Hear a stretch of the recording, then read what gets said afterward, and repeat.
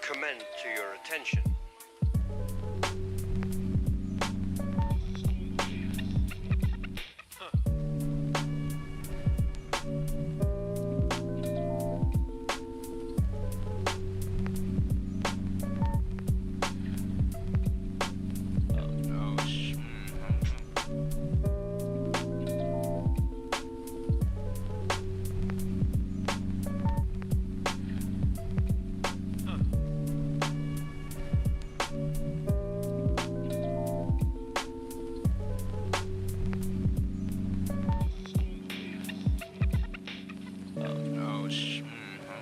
The band are going to have a very short break for refreshments, and they'll be back in about 10 minutes.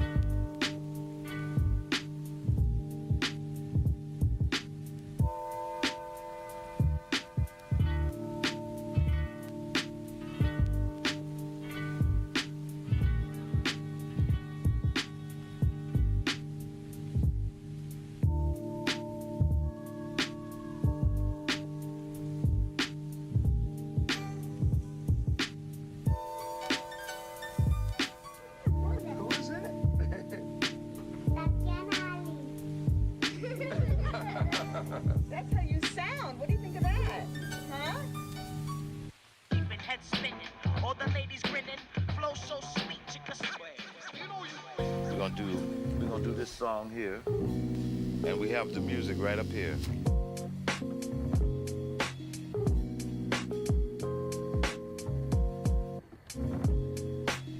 Okay, play that phrase. 1, 2, 3, 4,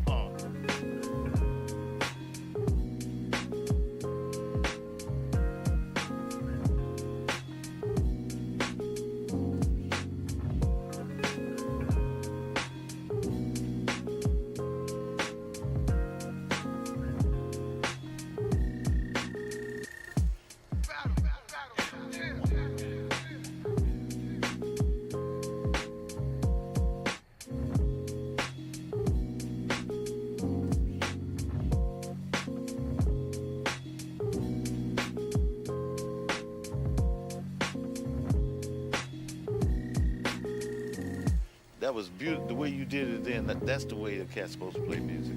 It's weird. I can't even tell you.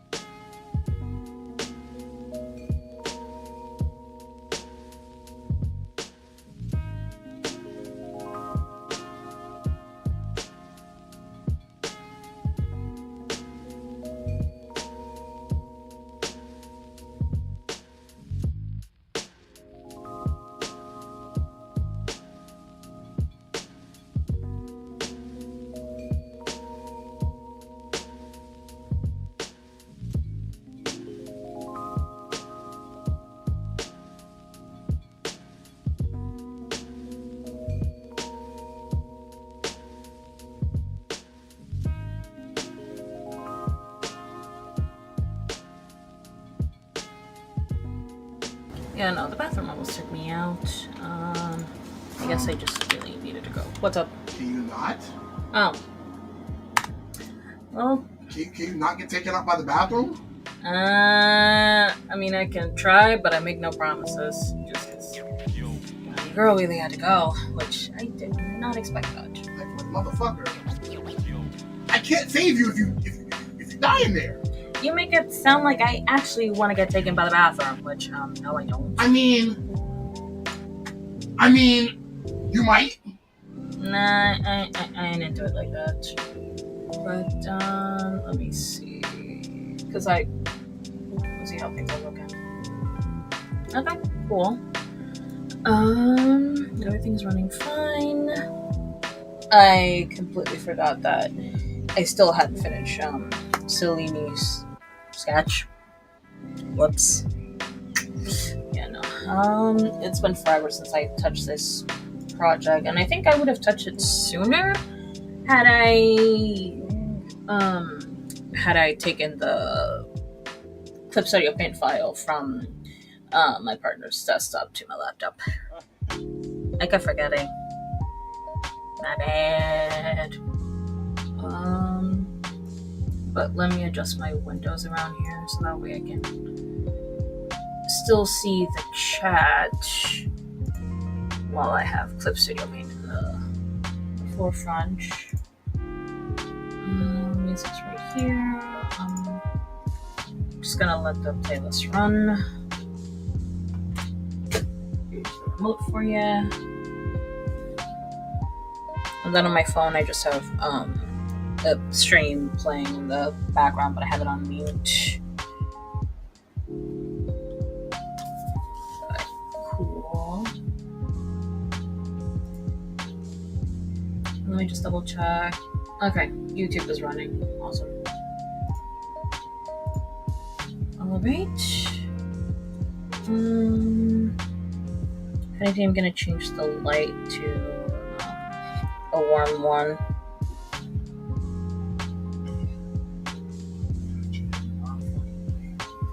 I'm sorry, isn't it supposed to be our light since it's our room? Exactly. Shut the fuck up. Also, apparently you're playing Wallpaper Engine? Yes.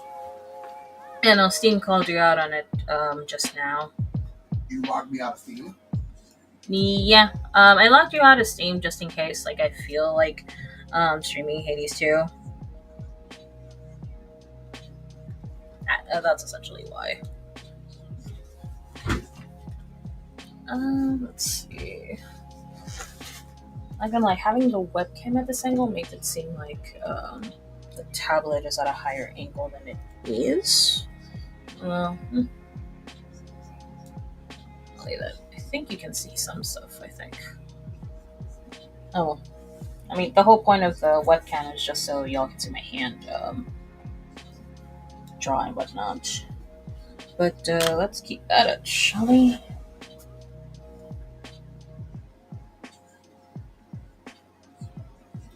I will change the hand right here, though. I don't feel like it works for Selene.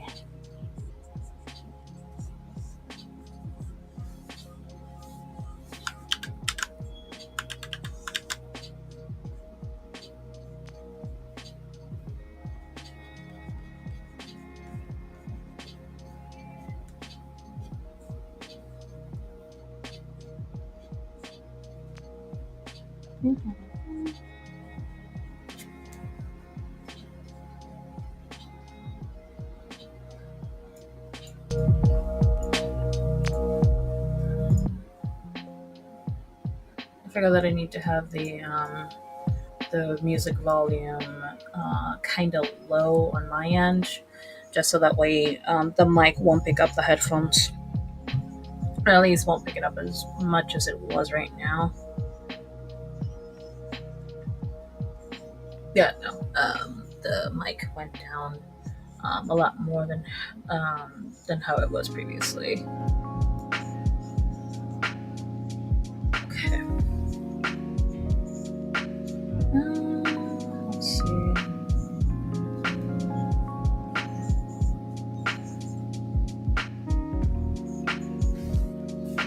That's not what I'm supposed to be.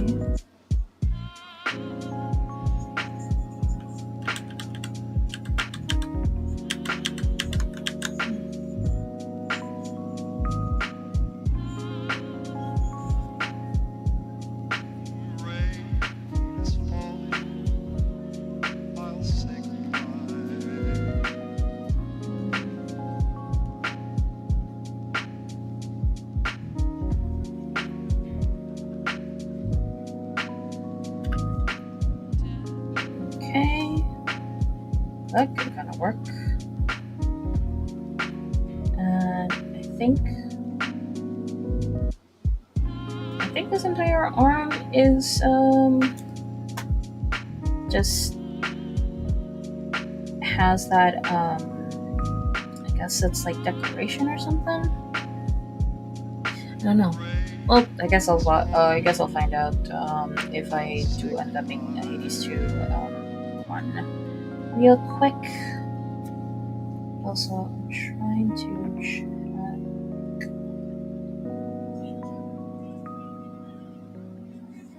It looks like a French.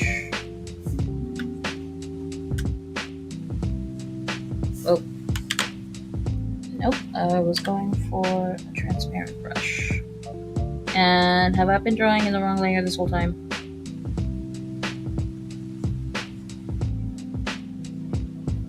Because I only have 2 on. Okay. Gotcha.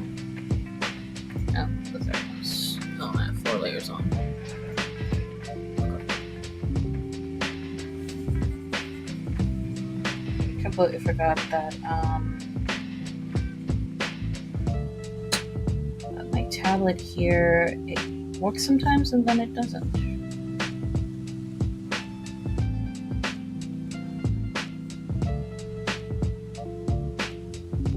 Okay.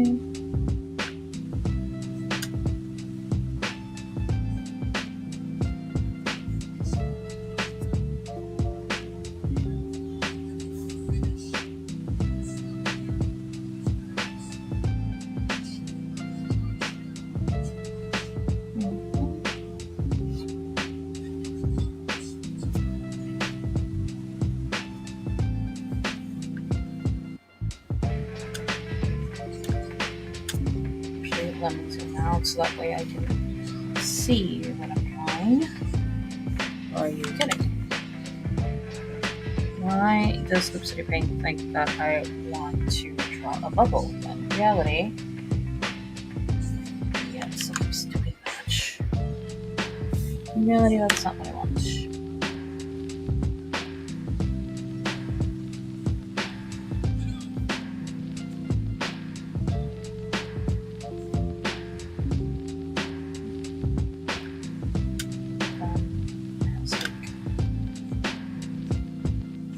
Okay, for starters, the moon is not facing the angle. Okay.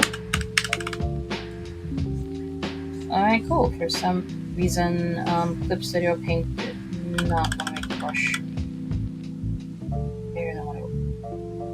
Yeah, no. The brush function wasn't working properly. Now it is.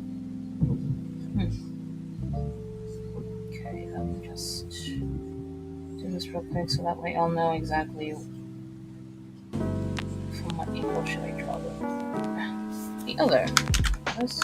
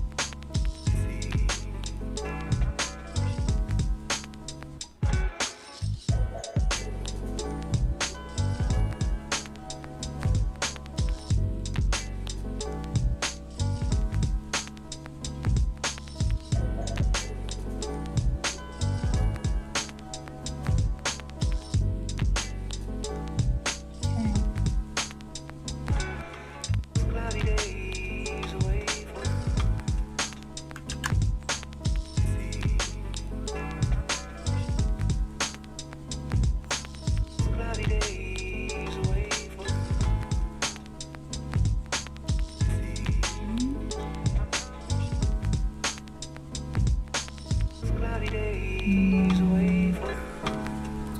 feel like the English means you have to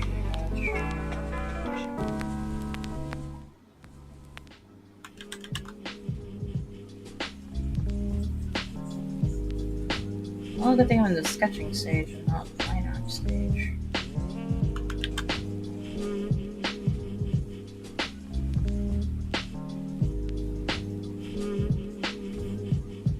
No, that's gonna work.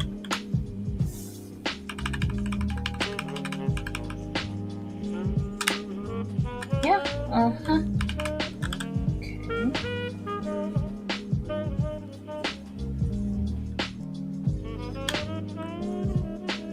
Okay.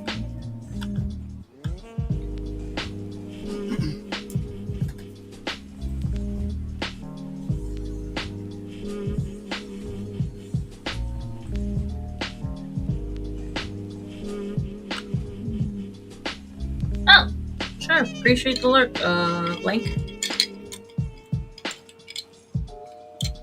Hopefully everything's going well. Let's see.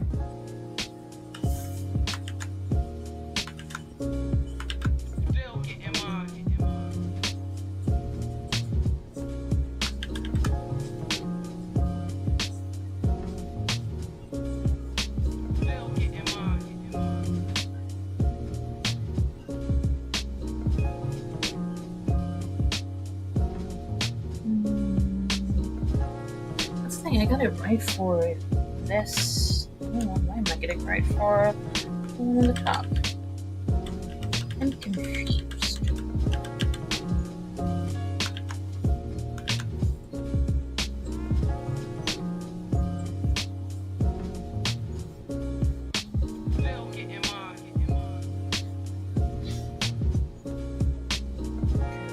It's kind of looking a little better.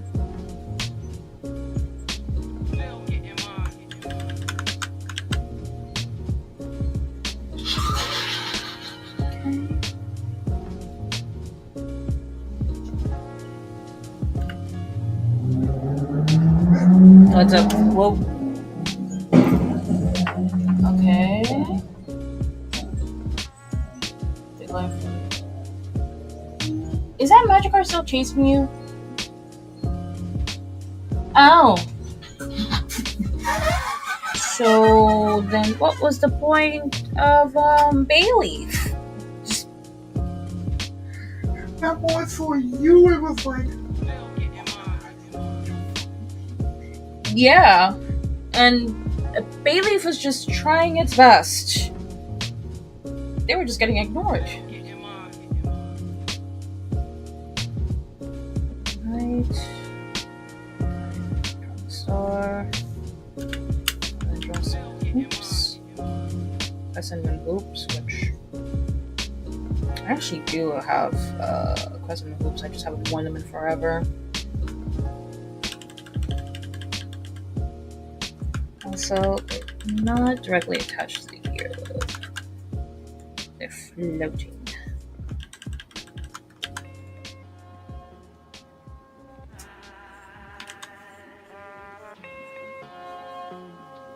Because then again, like her ears are covered.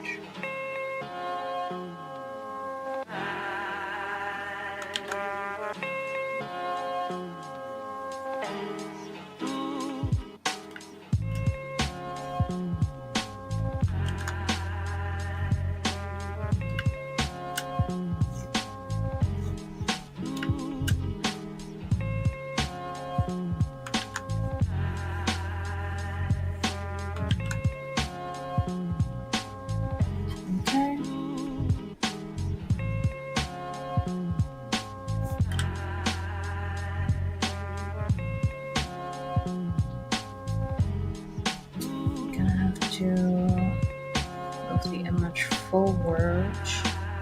Then I'm gonna list the opacity on this one.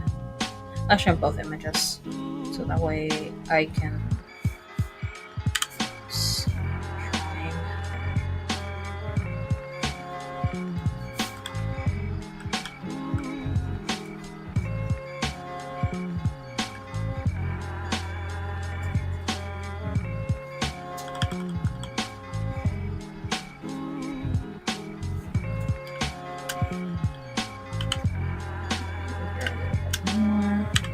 I really don't need the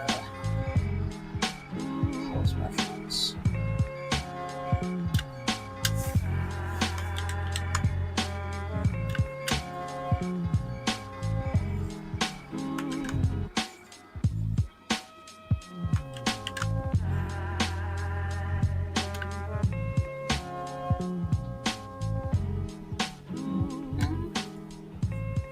Okay, now that we got the helmet out of the way, I'm actually gonna lower top press down a little bit.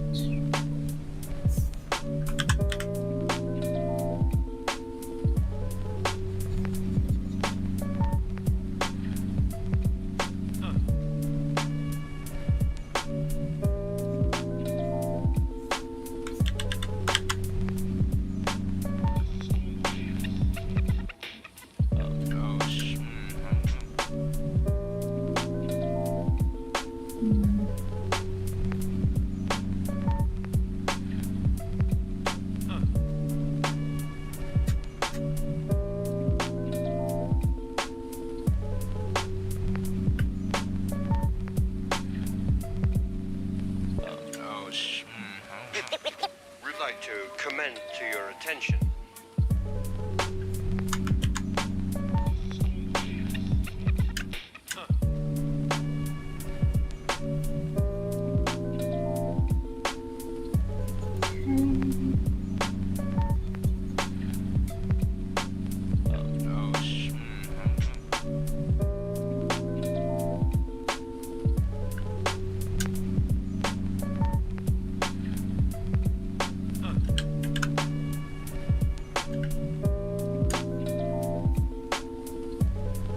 Here for my 15-minute break. Alright. Hey, Marty, what's up, by the way? the band are going I'm to guessing have a you're very at work? short break for refreshments, and I'll be back in about 10 minutes. Let's see. Oh, this is gonna be tough. Let me draw the back part in a different color. Maybe in a different layer. I'm gonna do just that. Yep. Oh, gotcha. Oh, so I'm guessing. Do you work night? I'm guessing you're working a night shift. Guessing.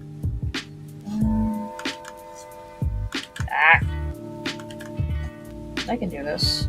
I think. Maybe. Definitely. One day. Yeah, I think I did it. Yep. I actually did it. And then I'm just gonna scribble the thing. Oh, there's 4 of them. 1, 2, 3, 4.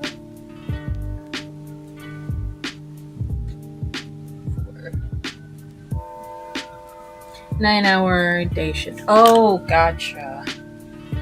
Okay. So I'm guessing you're about to finish. Whichever you are. Hey, cool. Oh. I forgot about the full moon thing she's got going on top, along with the other That's how you sound. What do you think of that? along that ring. Okay.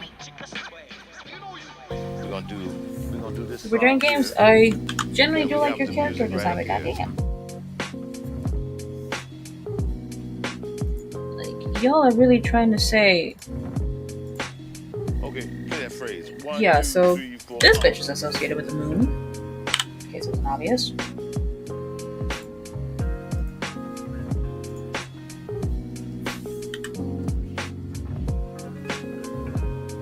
That's okay. Just have to remind myself that this is going to be a long-term project, so I don't have to rush myself. And not exactly finishing it, but in doing it, period.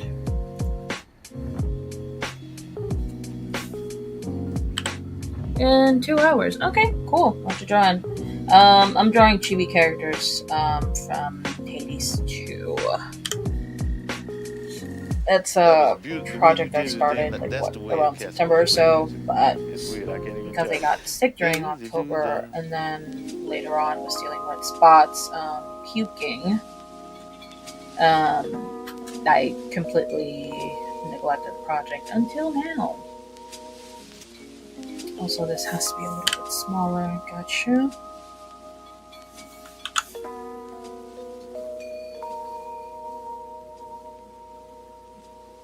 But hopefully, work hasn't been entirely too awful today for you.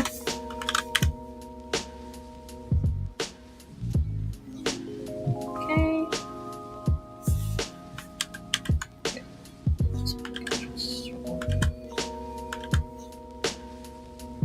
Then.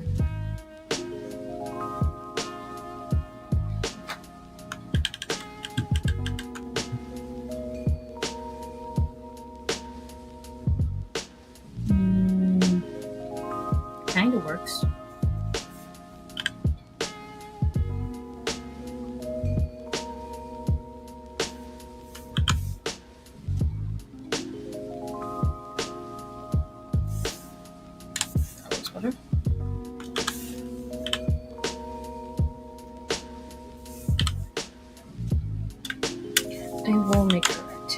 bit smaller though, just a tad.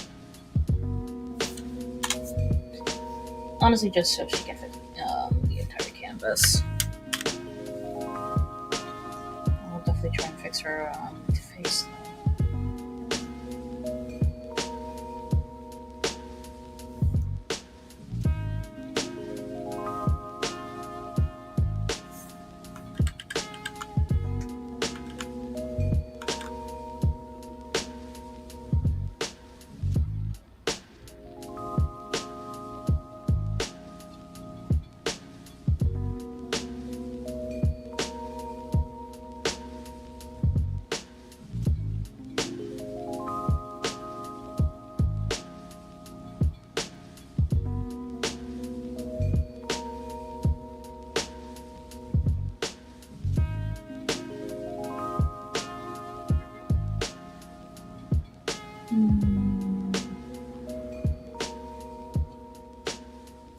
Okay.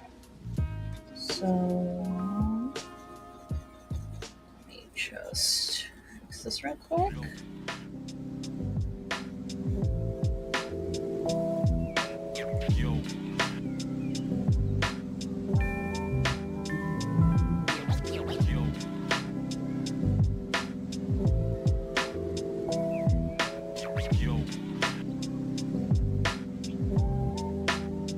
Don't lazy her eyebrows, but drawn them and I haven't.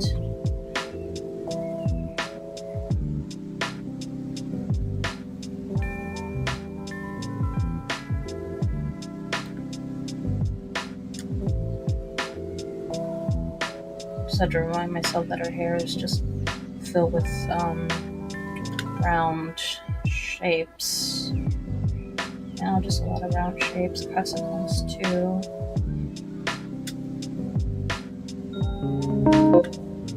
Seems like she has like some decorations going on that kind of match like the. Like, is it supposed to like is Celine supposed to be wearing a helmet of some sort? Or that's her hair. I have questions. I'm not sure if they're gonna get answered though. Actually, let me see how the week is going.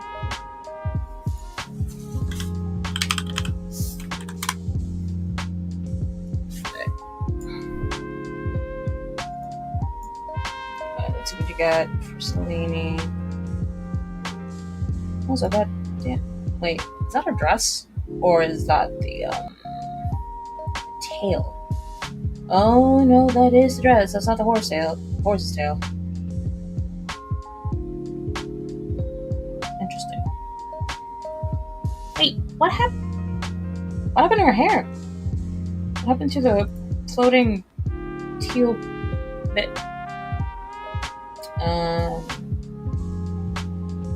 Hades Wiki, I have questions. What happened to her hair? Like this bit. Also, I have to put in the tassels. Okay, thank you for reminding me. I forgot about that.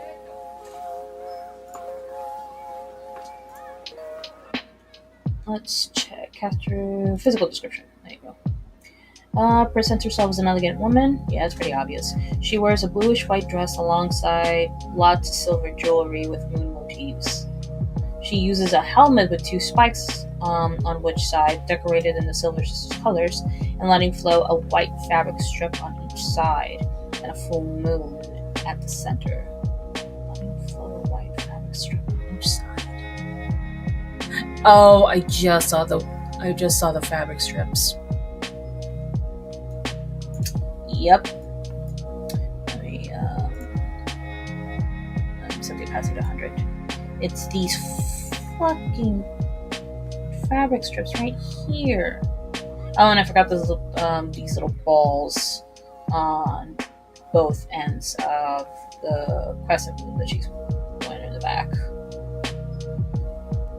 It seems like they almost connect to the full moon that she has going on at the top of her helmet. But I ain't doing that. Creative liberties, my guy. And a full minute center. Her white hair. I'm sorry, that's not. Last I checked, this isn't white hair. It's teal. Unless it is supposed to be white, but because of the lighting? No, because the fucking moon is white as hell. Floats behind her, forming a sort of cloud, and it too is decorated with a few silver crescent moons. Her eyes are of a gold color. She has light blue lipstick and uses golden crescent moon earrings. She rides Pegasus, mythical horse with wings. Hers is white with a light blue mane, and just like their owner, they're decorated with silver moon jewelry on their head. Their eyes are mostly covered by their mane, but their silver color can be slightly seen. Well, I can't really see it from here, but I believe you. But, yeah, I had not noticed the white fabric straps this entire time I've been playing this goddamn game. And I've spent over 100 hours playing this game, like 100 and something. I don't know the exact amount. Apparently I've been playing it a lot. But I'm guessing all this, like what's on her arms is considered jewelry? Also, how's she keeping that, for real, how is she keeping that dress up? There's no straps or nothing, like, connecting. Alright, cool. She brave. Proud of her. Well, to be fair, if I look like Celine, yeah, no, I will probably be wearing the same outfit. No, instead I wear jerseys. Anyways. Okay, so I forgot the tassels, the straps, balls, anything else that I'm missing. Because I know her dress is pretty much plain. Because I definitely remember that from one of the runs in which Celine was in the Crossroads. I'm like, oh, okay, cool. Your dress is just puffy. Like, it's flowy, but it's puffy-ish at the bottom. Like, I think it's supposed to represent. I think it's supposed to imitate clouds or something like that. Either way, long gown is long. But yeah, I'm still questioning as to whether or not she is supposed to have white hair. Just because, again, to me, this looks teal. And while the tarot cards don't 100% represent some of the characters, they're also drawing her with teal hair. But then again, so is the dress. I was describing that one as blue, but her lipstick?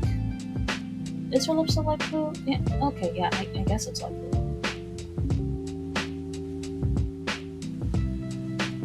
Anyways. Because it's I'm also thinking, oh, maybe it's the lighting and whatnot that's making the clouds teal, but no. Her backlighting right here is also, that also looks like a light green color. Same goes down here, the dress.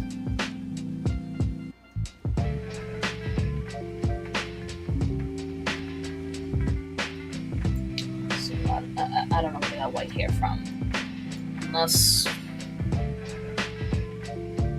Yeah, I generally don't know where they got white hair from. I wonder if the comments have said anything. Actually. Oh, no comments. Community content is available under something else unless otherwise stated.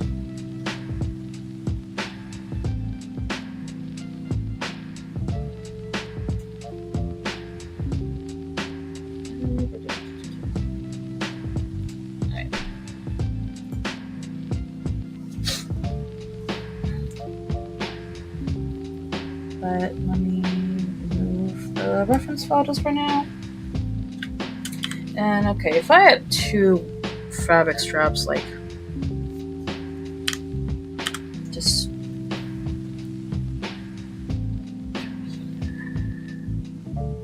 if they were floating, oh, for starters, let me draw the balls.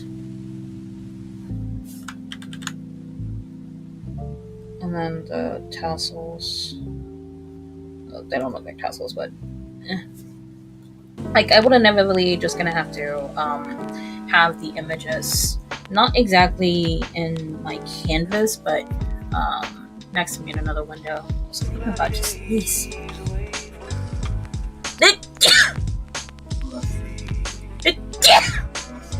Oh, thank you. Jesus. Ugh. Oof.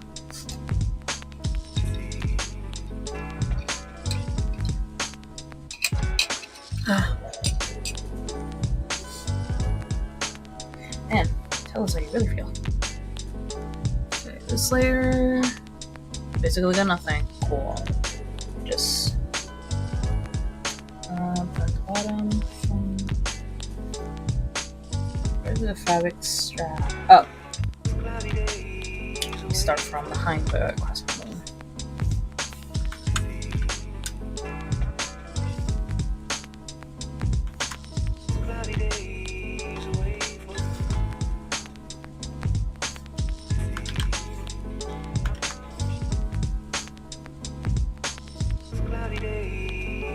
You know, since I don't think you're gonna see the fabric strap behind her hair. I really don't. So I'm okay with not adding it.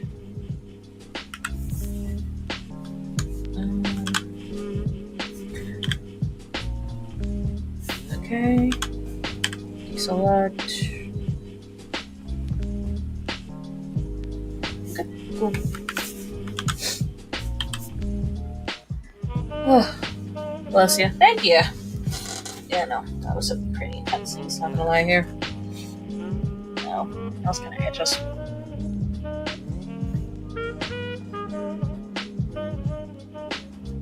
But, okay, oh, it's in a different layer, so I need to merge it, and then we got, hooray, we actually finished a sketch. So I got Selene, we got Hecate, we got Artemis, and then, oh fuck, where's Mel? Oh, that's Artemis still. Great, where's Illinois? Oh, there she is.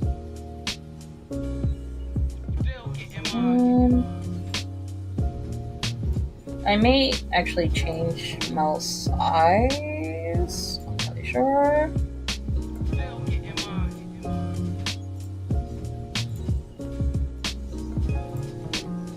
The one that was kind of easier to sketch was Hecate, but I think it's only because like half her face is covered by a freaking mask. She's wearing a face mask. But we'll see during the actual drawing process, which is going to start now.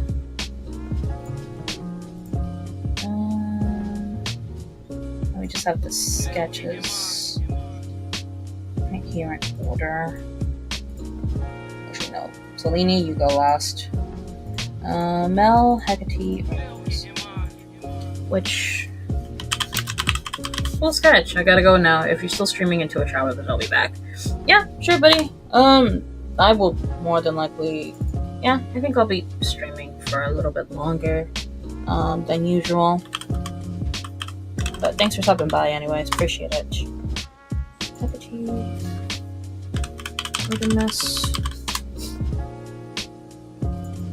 I have to do what I usually don't do, and I should be doing, is naming my layers. I have a bad habit of not doing that. But okay, now that that's out of the way, what is this? Oh, that's Hecate's concept art. It's Artemis. And then that smells. Like I said, I'll have characters like art and whatnot in my other window. Because otherwise, if I have it,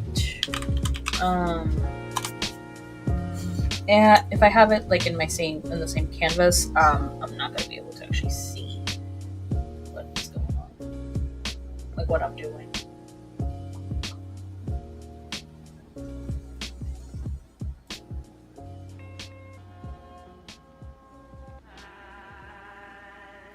But also, I'm not entirely sure if what I listen to is true. But apparently, Hecate and Mel, like the actual goddess Hecate, and Melinoe, apparently for a while, they seem to be like interchangeable, something like that. Like essentially, a bunch of folks were confusing Hecate and Mel, or rather, yeah, no, essentially they were using one or the other. Because apparently Melinoe is supposed to represent madness, or rather, and they would pray to Mel, but more so she could actually get out of the way. Oh, trivia. In Greek mythology, hold on, because I think this trivia actually explains a little bit better than I am right now. So I'm trying to remember like the exact wording, but nope, blanking out. Greek mythology, Melinoe was a daughter of Zeus and Persephone, or in some versions of Hades and Persephone. This is because Zeus and Hades were one viewed as the same being within the Orphic religion. Oh, that's disgusting. Also, according to Orphic religion, Melinoe was conceived and born on the bank of the river Cocytus, when Zeus, disguised as Hades, tricked Persephone and impregnated her. Yep. That's also like another thing that the video I was watching was describing, was the fact that Zeus and Persephone were together for a while. And I'm just like, last I checked, it was Hades and Persephone. Zeus was the one that suggested Hades to kidnap Persephone's ass. But now that I know that Zeus and Hades at one point were the same person, it's like, oh, this makes much more sense now. She is a goddess of ghosts, restless spirits, offerings to the dead, nightmares, fear, and madness, all of which she brought to mortals as she roamed the earth with ghosts at her side. Yet she was also known as a protector of the dead, as many would revere and worship her in the hopes she would reunite them with deceased loved ones with her abilities to communicate with the dead. She also had the power to cast illusions. Yeah, the video also described about the illusions. He also did describe that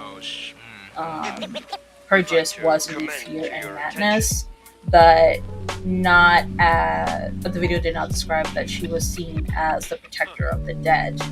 And the video did mention that they would worship Melinoe, but again, just to make sure, just like, hey man, just leave me alone. I don't feel like being depressed or manic for X amount of time. Okay, thanks. Essentially. But I did not know that she would reunite them with their deceased loved ones.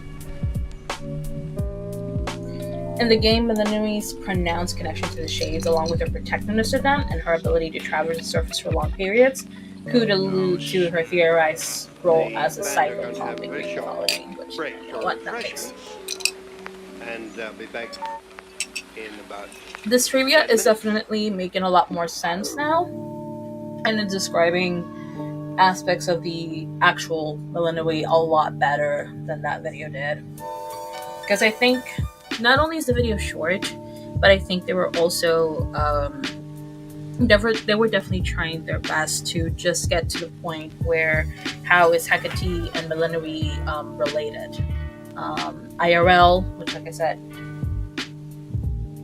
yeah, associated. There you go. That's what I was thinking about. That Melinoe was often associated with Hecate, in which she is the goddess of magic and witchcraft. And once the video mentioned that, I'm just like, oh, that makes sense why they chose those two. But the video alluded to the point where depending on the region and the era, they would either pray to Hecate or pray to Melinoe, because at a point they were just like about the same, they were the same being, kind of like it was kind of like the equivalent of, for example, Diana and Artemis. Like depending on the era, and depending on the region, one would pray to one or the other, but they essentially did the same shit.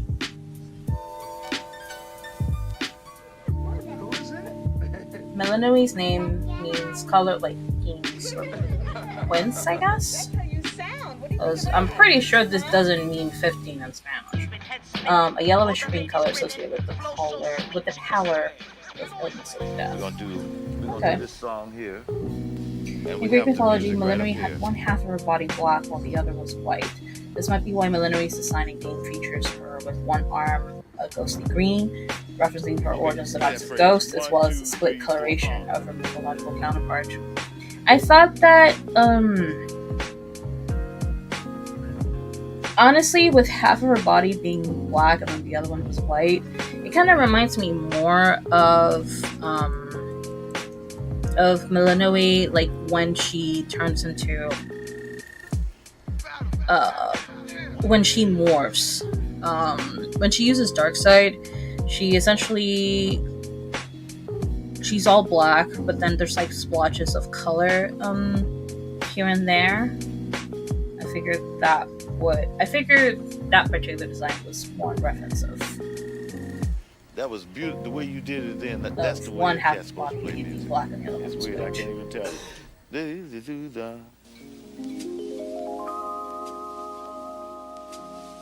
But the arm being ghostly green, referencing origins as a goddess of ghosts. Yeah, no, I can see that.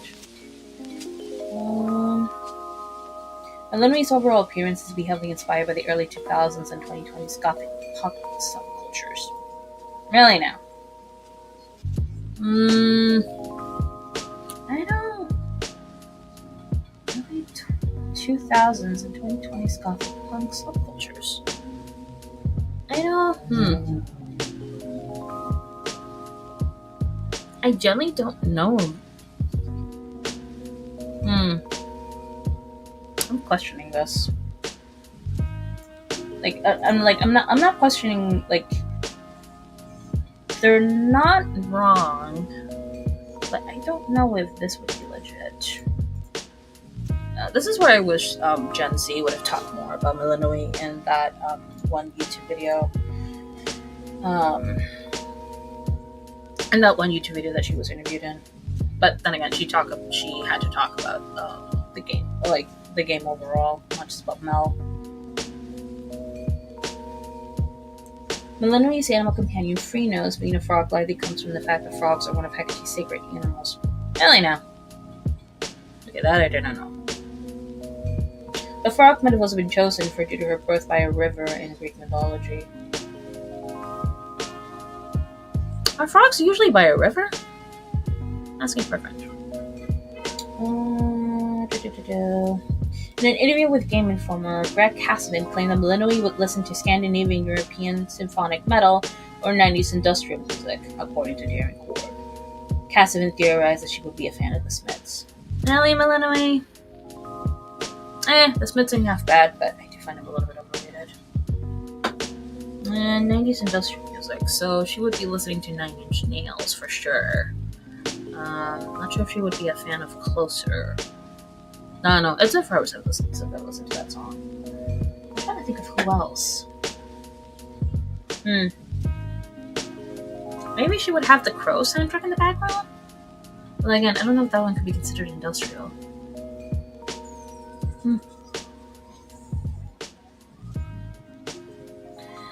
During a conversation with Arachne, Melanoe states that she has no appetite at all, and the same conversation specifically mentions not being into eating animals or insects, implying that she's a vegetarian.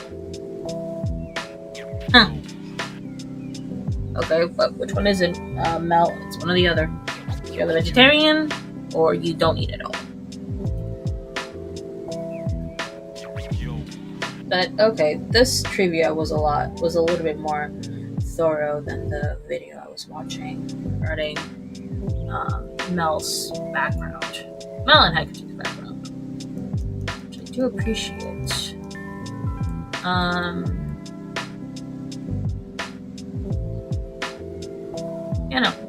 seems like every day, or at least every week, I find something new about Hades 2 that just makes me um, cherish it a lot more than Hades 1. Not saying that Hades 1 is bad. It is pretty solid, obviously. Meg is indeed one of my favorite characters, and I wish she was in the sequel, but I understand why not. Why she's not here. She's not relevant to the story. But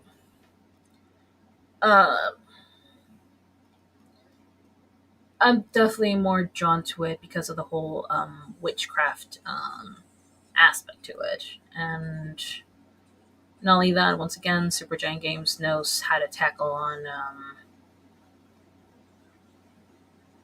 very very niche topics, essentially, or subjects rather.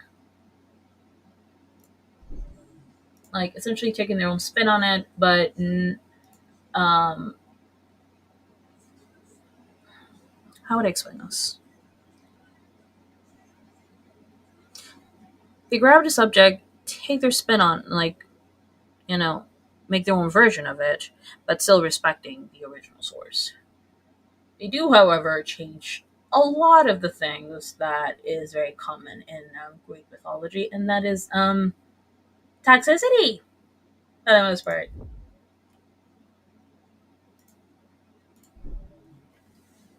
And I'm just gonna put the subject. Toxicity and they kind of fix the family tree so that way no cousins are married to each other, or worse, brother and sister. Like, what? That's not a thing.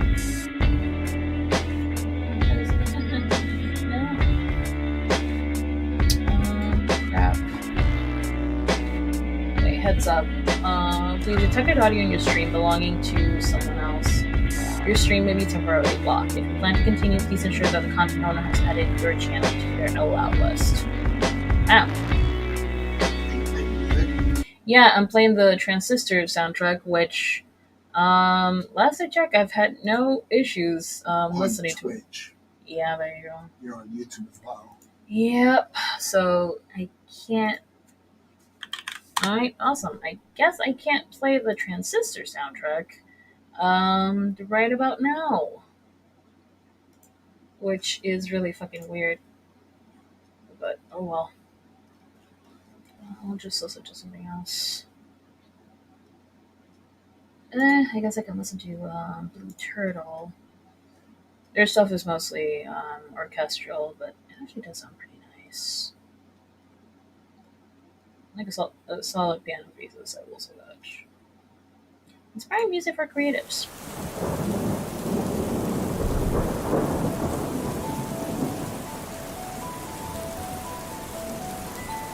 Alright, cool. Oh, I thought I was gonna have mouse. Yeah, because not gonna lie, I kind of just wanted to listen to music that. Well, the music that I listen to on stream is stuff that I do like, but it was mostly not gonna be lo-fi, essentially. But I guess I can't do that since I am streaming on YouTube, and it seems that they're a lot more strict when it comes to streaming content that you're quote unquote not allowed to.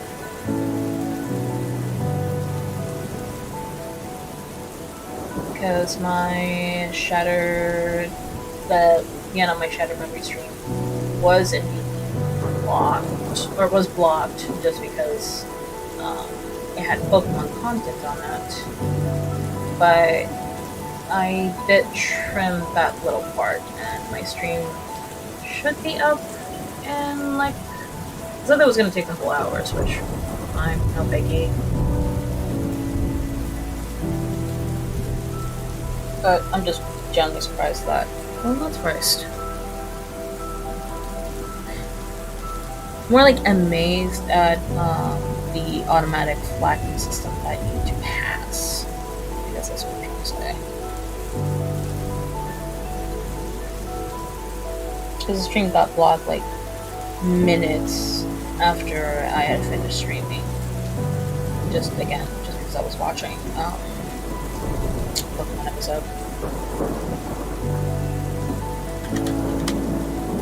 Okay. Now where do I start? From the beginning. Also, I changed my brush. Where's my brush? There you go. It was right in front of me this whole time.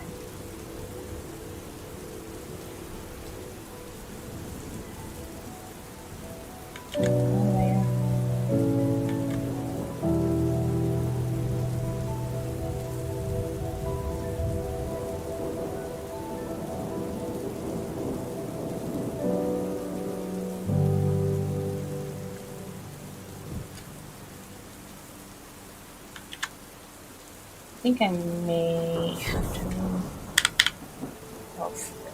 size 15 brush. Yeah, that looks a little bit better now.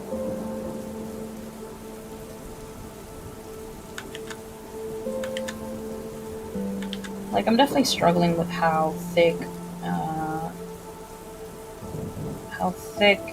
and thin, or thick line art with, I'm still kind of struggling with that. Because I really like the look of, like, very, very thin line art, but I also enjoy line art that has, like, the thick line arts, the thick, like, the outline, as well as line weight, like prominent line weight. But when I do my line art, I'm still conflicted as to how I want it to look like.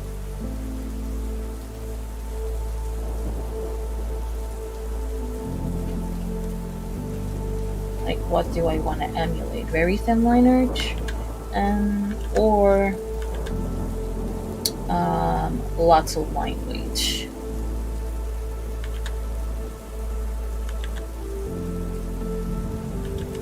Still debating.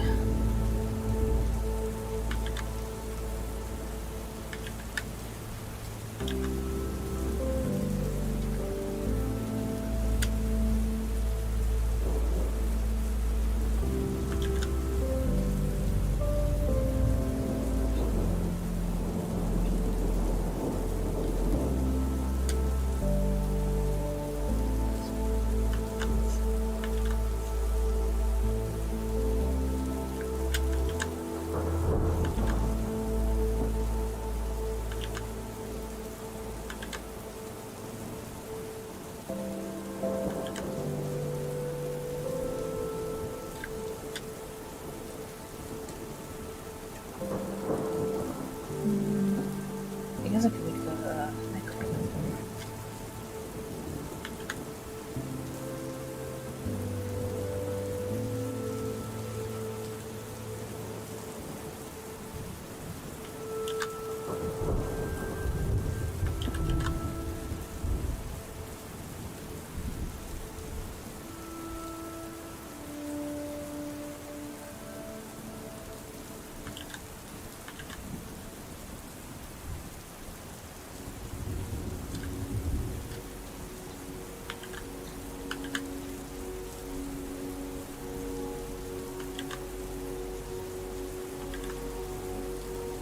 The ears, I'm gonna move them a little bit higher.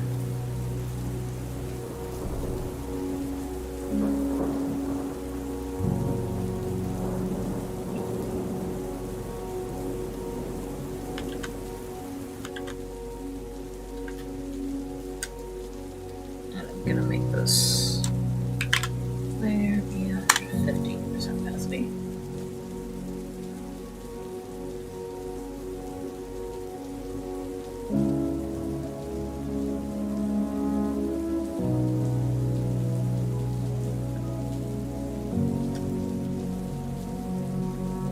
Let me actually start drawing the right layer.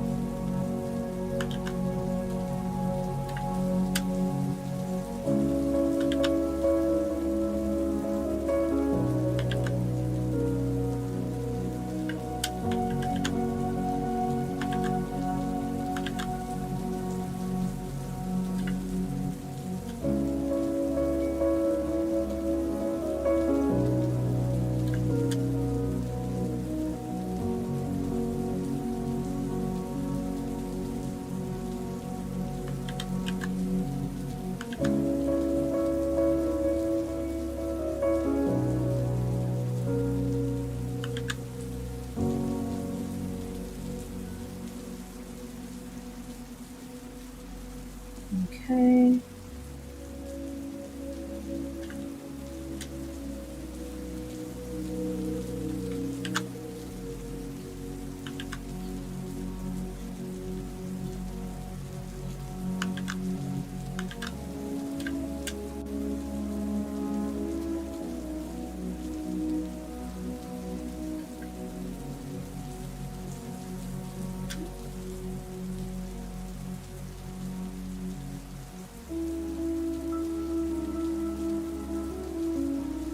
Okay, this is the leg with the all the moon crescent jewelry and whatnot. This leg is just the little the band.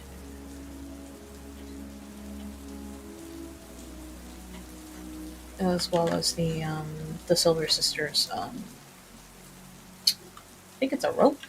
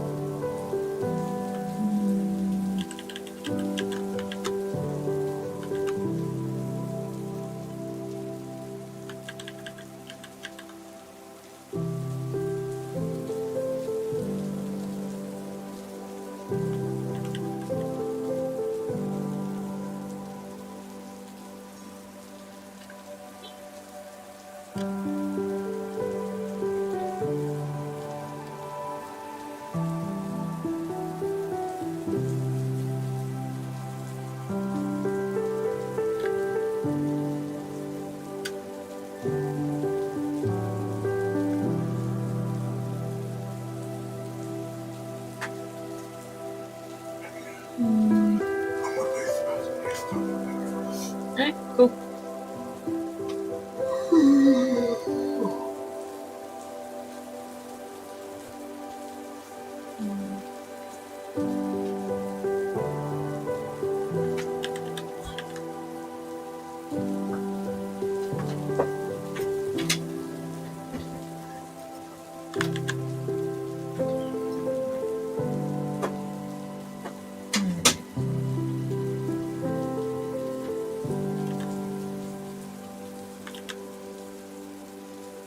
I'm not sure if I should draw the thumbs or not. So I kind of like the concept of not actually drawing them. Same goes with the feet.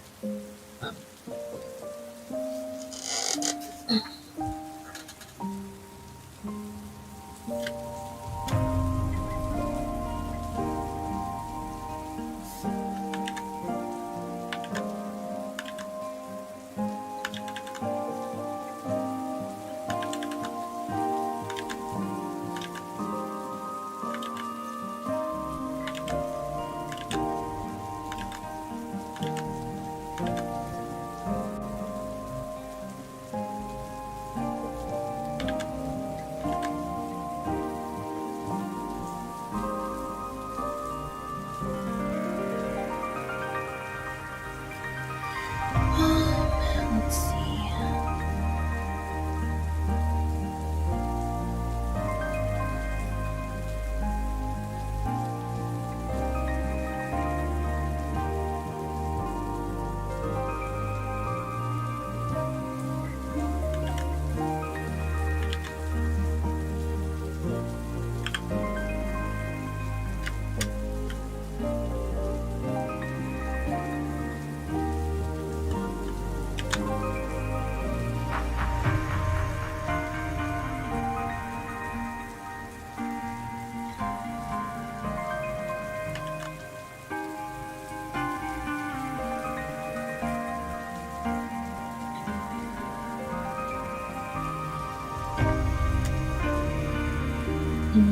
Oh, she's got a third.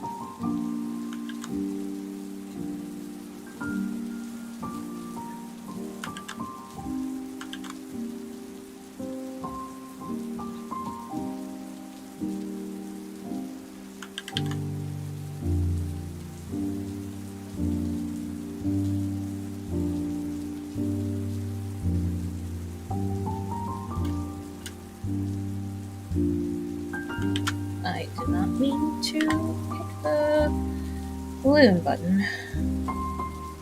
But here we are. Said I don't know why the tablet keeps doing that so often.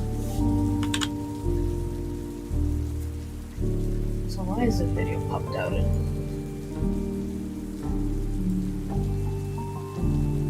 This thing. Got also damn been streaming close to stream for an hour already? I felt like I just started the stream.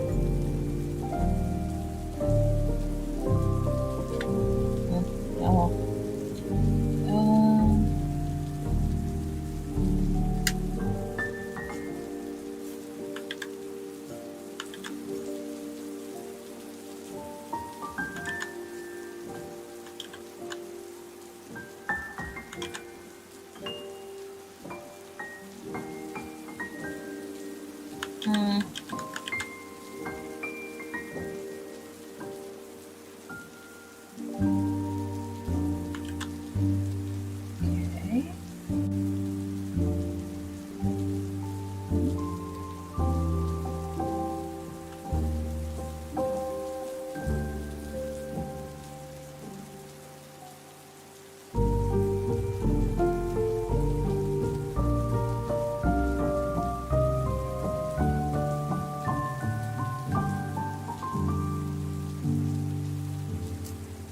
Check to see if they're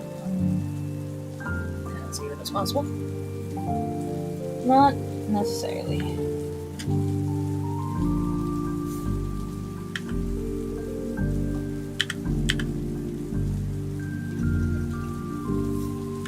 Let me just redo it.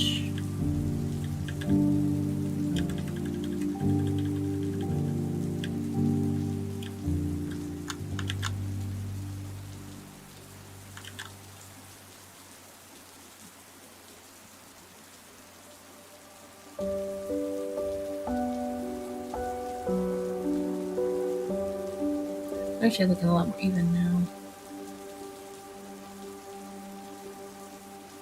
Also, you know, my partner set up the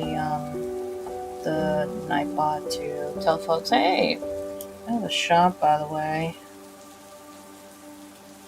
Which, yeah, no, I do. And hopefully I'm able to get some items from there soon-ish. Just because I want to make a review out of it, and not just make a review, but also promote thing as well. Which, not only that, I also need to promote the fact that I am affiliated with Itasha Coffee.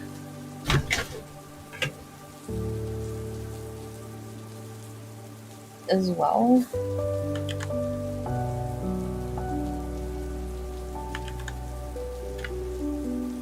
Just so that way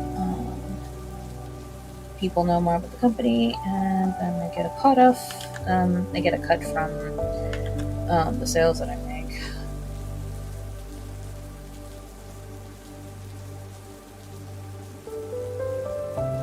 It's only that the coffee that I got is actually pretty solid.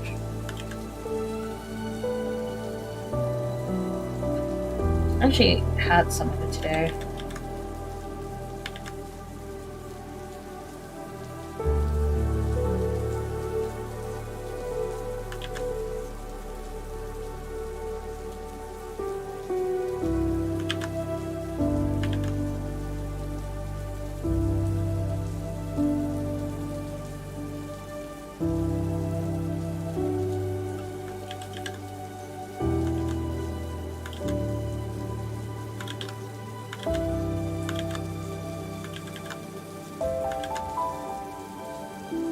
I paired it with the peppermint mocha creamer, which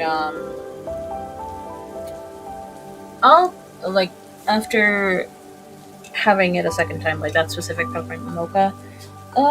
It's not bad, but it's not great either. I did see someone describe it that it tastes like paint, and I'll admit the imagery was there, all right.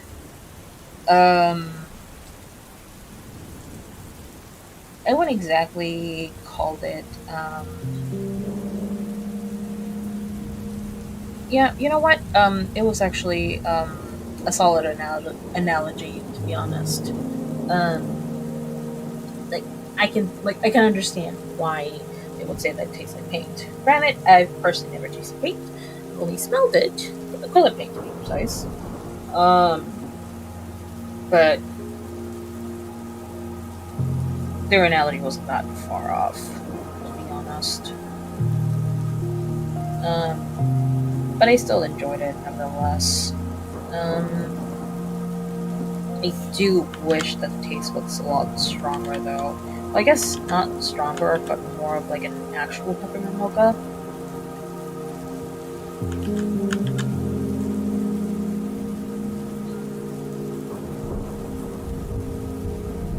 But oh well. I just don't have the money to be spending on like peppermint mocha items.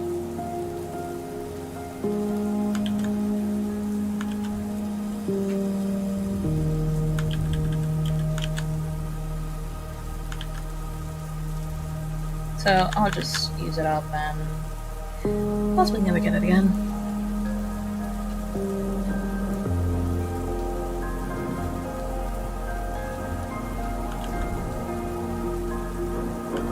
Actually, let me use a thinner line for the bottom.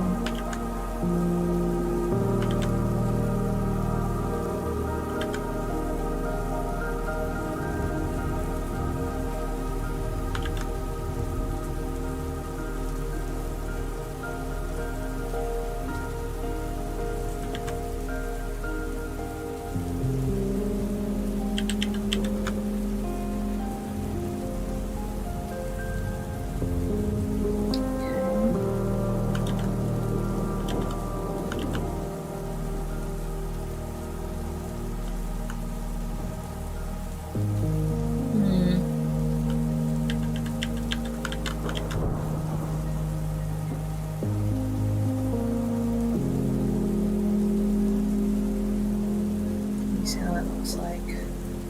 I'm just trying to see how the face looks like on its own. Yeah, no, definitely like the smaller lips definitely look better than just trying to make them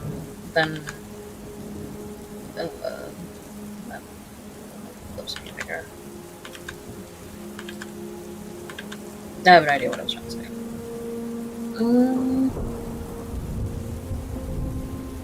So I'm wondering if I should close the eyes, but no, I kind of leave them open.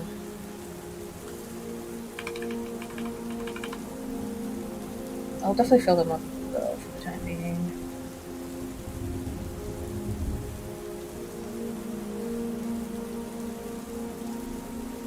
Like, I definitely preferred the illustrator's technique of just filling up the eyes and then just using the clipping mask to fill out the rest of the iris. It's like, huh, I didn't know you could do that.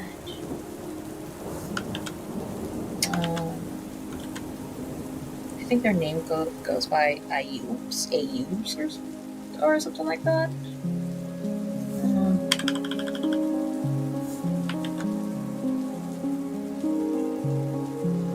No, I don't think we need those lines right there.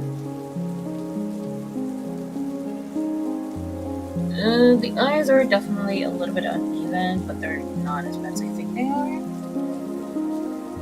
Let me just unflip the canvas. Okay, I think I know where I can make them look better. If Flipsy the Pain will let me.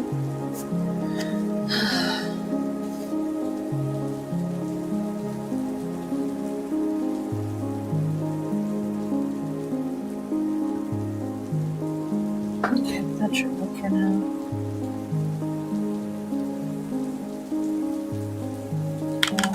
I'll switch to like a size 8 brush. I think that'll work.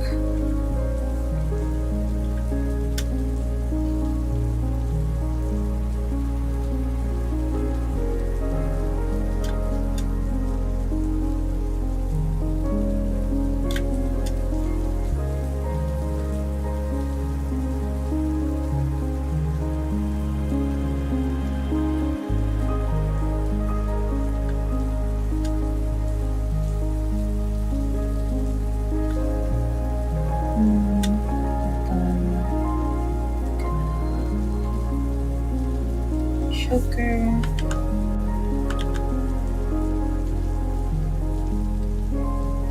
And then because this game really, well, actually both Hades 1 and Hades 2, they really like using color black for to signify well, they essentially use black to shade some of their characters, and will probably also be using black as well. Granted, they don't use it as much here in Hades 2 as compared to Hades 1, but it still does get used quite a bit.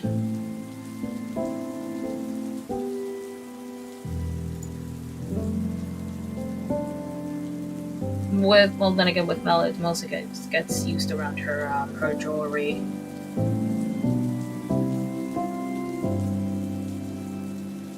So I'll be doing that as well. For the description. Elenoi adorns her hell with a laurel wreath. Oh, that's what it's called. Wreath. Laurel wreath. That glows like embers on her head, similar to her brother's. Running her bangs at the center is an upward-facing crescent moon of her forehead. She wears a short saffron-colored dress fastened up to the neck brace, with her limbs adorned with metal ornaments, including lunar shapes on her right leg. On her left leg, Elenoi wears a braided cord. Oh, braided cord, that's what it is. In the colors of orange, green, blue, and black, matching that of the members of the Silver Sisters, which Elenoi is a part of. Gotcha.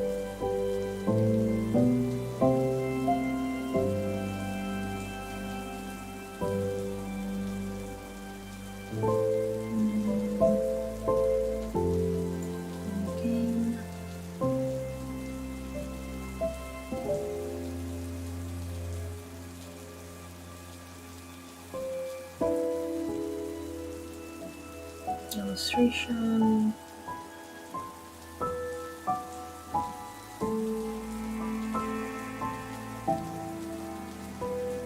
That's the thing, I'm trying to find like a full body illustration of Mel, but I can only find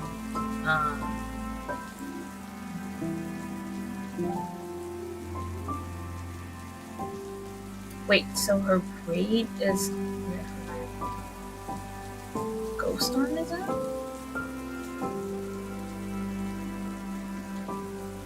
Okay, no. But for some reason they changed it in the Nenbo. No. Wait, now I'm confused.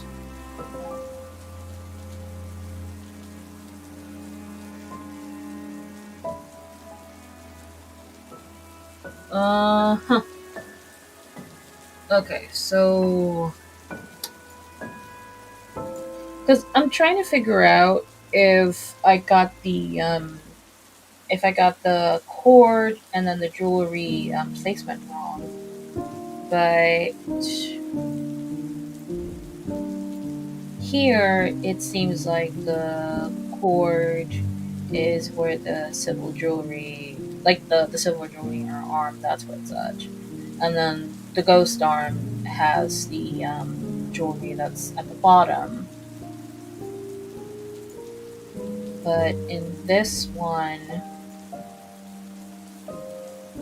it kind of implies that the braided cord is on the same side as to where her arm is at. You know, the concept arch, the braid is right here, and then the arm is right around here.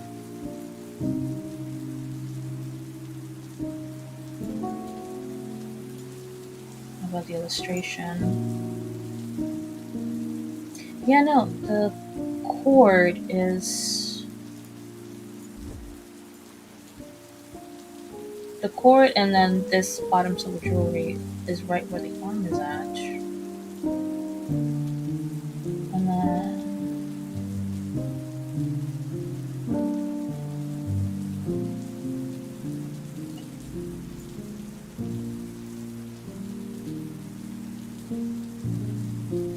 okay.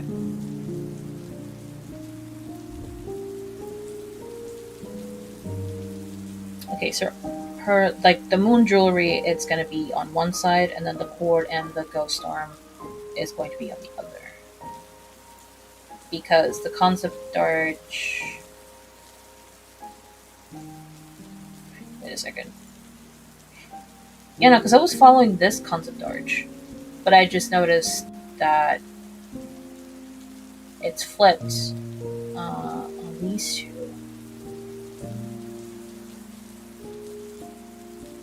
All right, cool. Gotcha. But they still kept it. Huh. This is something I just barely noticed.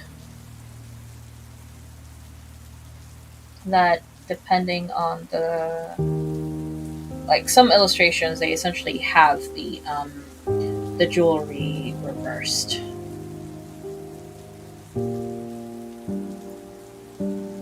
And this one, you can only see her top. You can't see the legs. You also, I don't think you can see the legs on this one either. Oh, actually.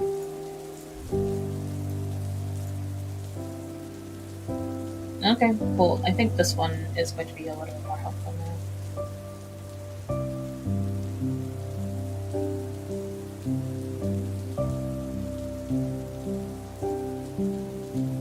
Not gonna lie, I kind of appreciate Supergiant Games not being afraid of showcasing an angry woman.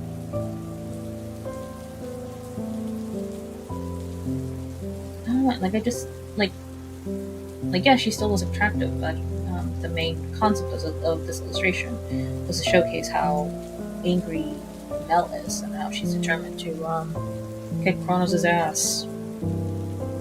But in game, you can tell that she is. She's a very generous person. Not gonna lie here. At least towards like folks that.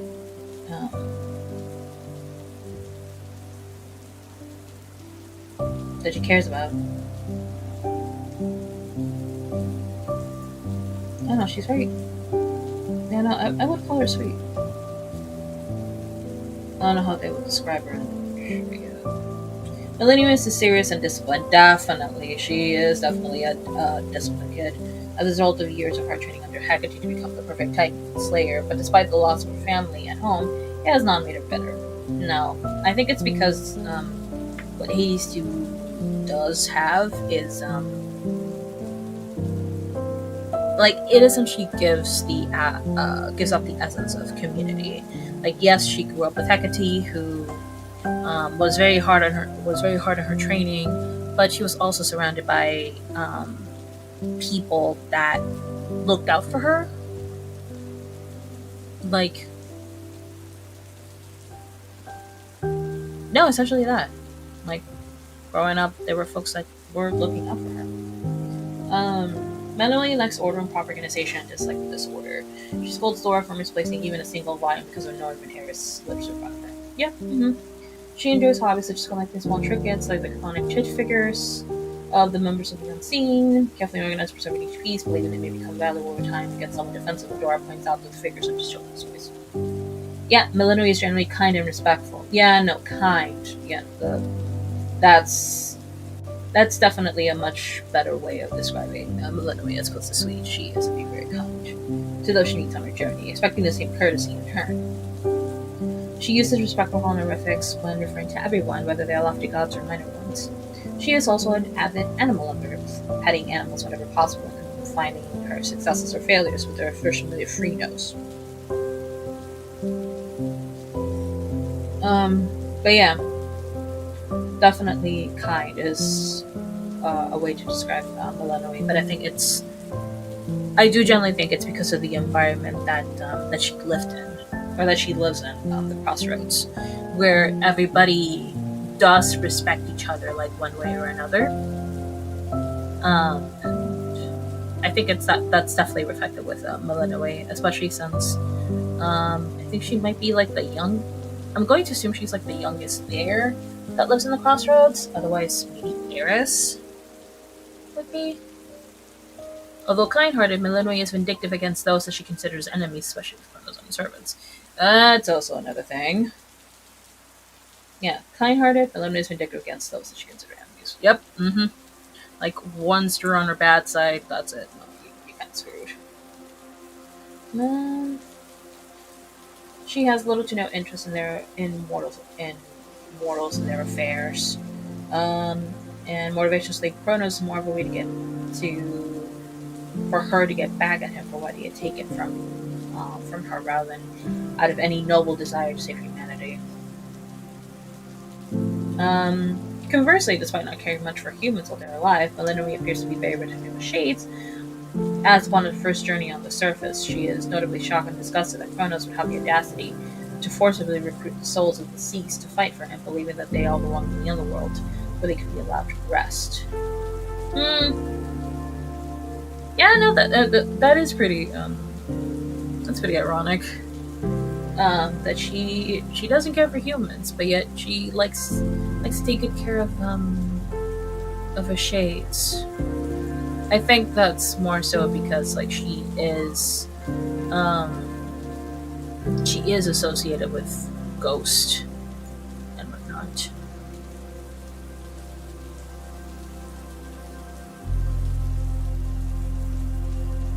A big part of the game consists on her on a journey of self-discovery as she struggles to figure out who she is and what she truly wants and needs in life. Yeah, no, Conversely, whenever she fails in her task, she'll slip into periods of deep depression and stress, feeling that she's not living up to the prophecy, which she feels is her only purpose for existing. Yeah, no, I can definitely see that happening, especially with how disciplined she is. Like, I can definitely see her being like a bit of a perfectionist, which, again, complete contrast as to what Zagreus is, which is very laid back and doesn't really likes to improvise for the most part, and is also a priest, and he's also pretty snarky. I think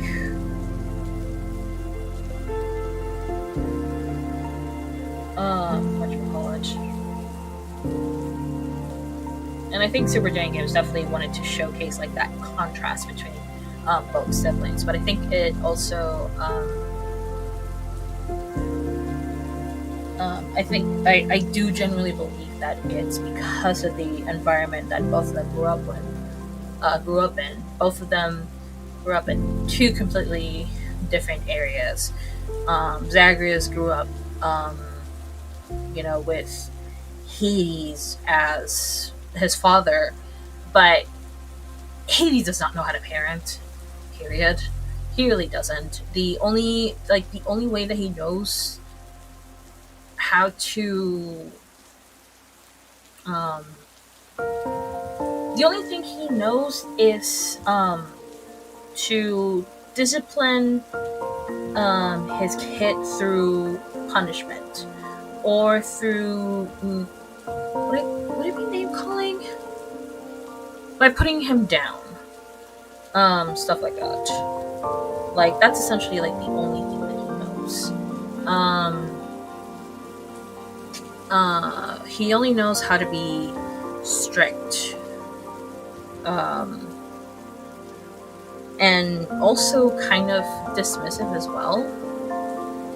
And so that's why you get someone like Zagreus, who doesn't really respect authority. He doesn't respect authority. He like in Hades 1, we essentially experience Zagreus' rebellious phase. I'm pretty sure, and that rebellious phase, it's like while towards Hades, it makes sense. Unfortunately, that also affected Meg's and Thanatos' relationship with him. While Meg was just like, alright, I mean, you gotta do what you gotta do, but I'm just doing my job here. She was, I mean, I'm going to assume she definitely was hurt, but she also I think she's very like she was very detached from the relationship. So that's why she had that reaction. But Zagreus' actions definitely affected Thanatos a little bit more. Because he's like, really, dude? You doing all of this without telling me? Like, it almost felt like Zagreus essentially broke up with Thanatos through text. Rather than actually telling the person. It's like, hey, so I'm kind of doing the thing. See ya. So that dismissiveness that Hades has towards Zagreus, essentially Zagreus did learn that because of his father. It kind of shows.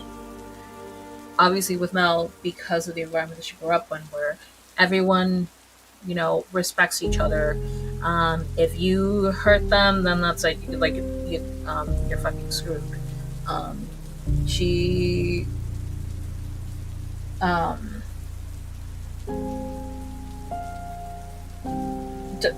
her environment was just welcoming of folks who were like misfits one way or another. Granted, Hecate did have the ulterior motive of recruiting you because I know that you're useful towards taking Kronos down, but because that was essentially her main goal, was to take Kronos down, and then she passed that on to Mel. But still,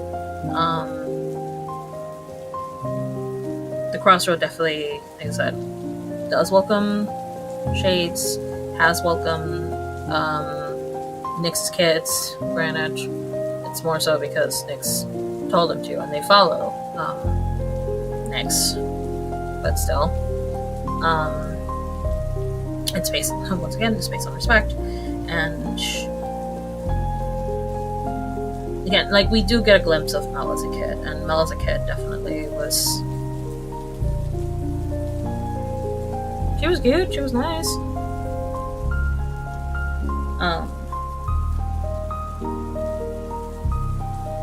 And I guess that's why she takes her job very, very seriously. And that's definitely like one of the things that I do respect about Mel. And the thing I like about Zagreus is his snarkiness.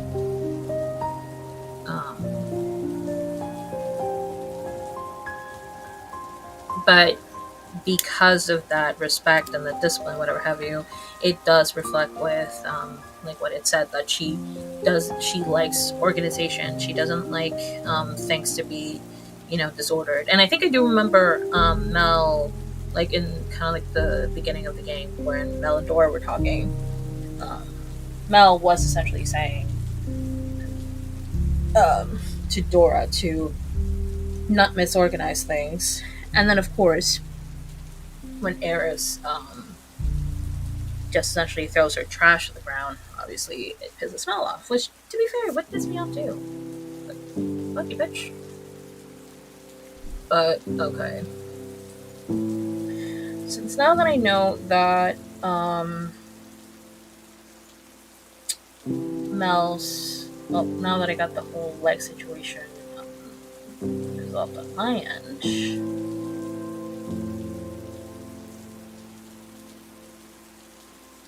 I can actually keep going. Cool. So I'm still watching my friend Rose stream.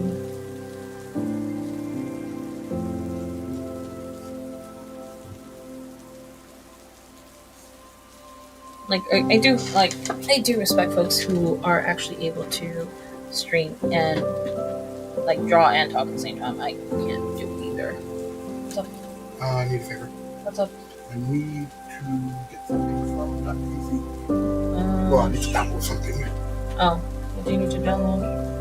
Wi-Fi driver, because mine shit the bed. I have to install it. Oh. No, you didn't have to open my browser. Oh. My bad. Well, I mean, you're ready to do something. No. No. Just do it. Getting squished. Yes, you are.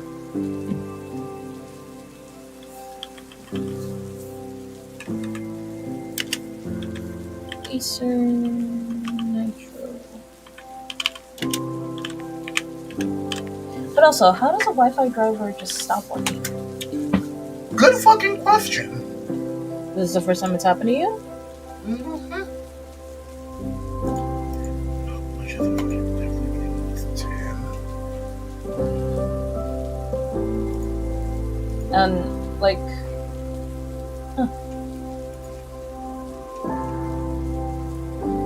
Because I'm going to assume you can't find the driver just by, running... What? What? If I was able to get the driver on my laptop, I would get the driver. But if the Wi-Fi card died, guess what? Yeah. I don't have access to the Wi-Fi. No, but I guess it's more so the fact that, like... The fact that it's, like, you can't easily find it through, the File Explorer. That's what I was thinking. I know what you mean. Mm-hmm. That's what I'm just like, really? You can't find it? That's... Yeah. Not only that, concerning, because you're just like, cool, you have the desktop here, but what if you did? What if I did it? Oh, that's a beautiful question.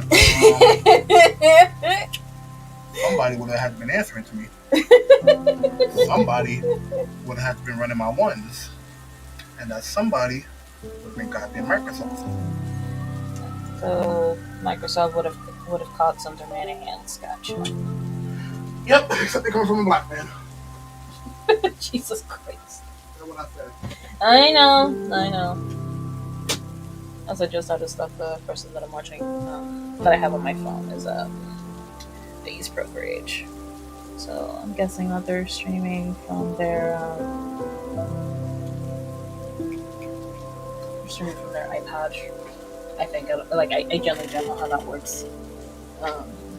Like when you're trying to stream Procreate stuff.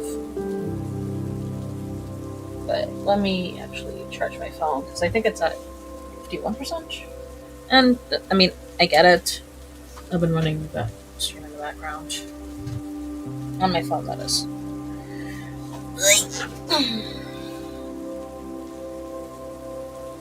But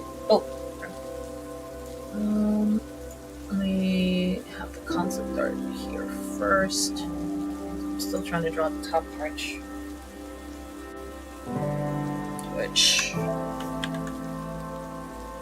you can yeah, that looks a little bit better.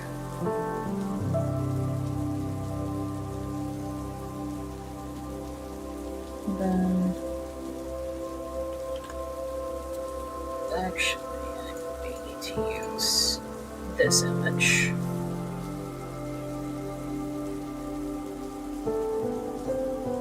Which image do you ask? The poster for Hades 2. Hold on a second.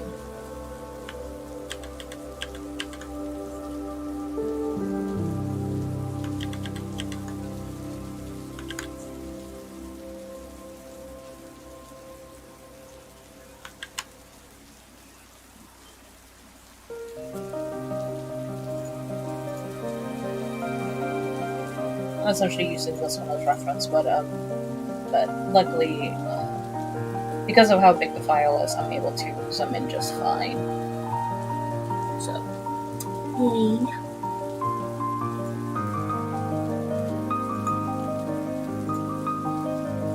man, so that means I can't really play the Hades 2 soundtrack either. That's disappointing.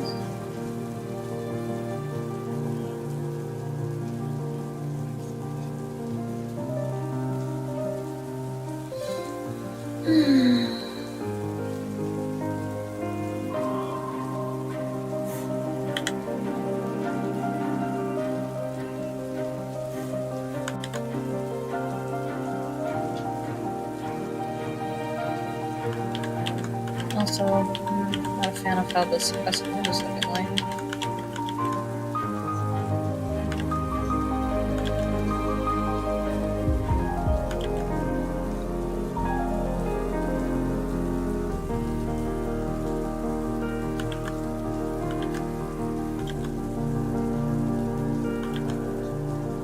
Also, how does one cosplay as Hades 2 characters?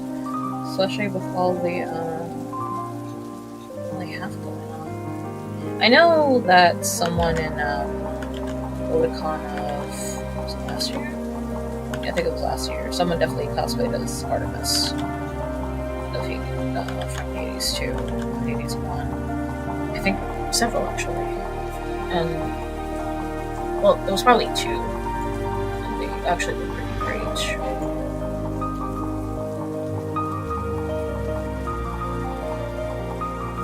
Anything what I'm gonna end up doing is just transform the customer and just rotate it a little bit and make it a tad bit thicker over here. I'll admit, I definitely have issues like drawing the crescent moon. That doesn't look right.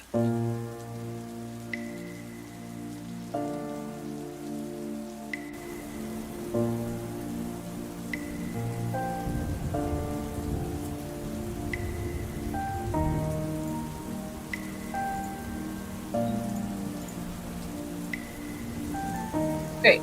The illustration that I have up is covering her moon thingamajig. But oh well, I'm just gonna leave it as is.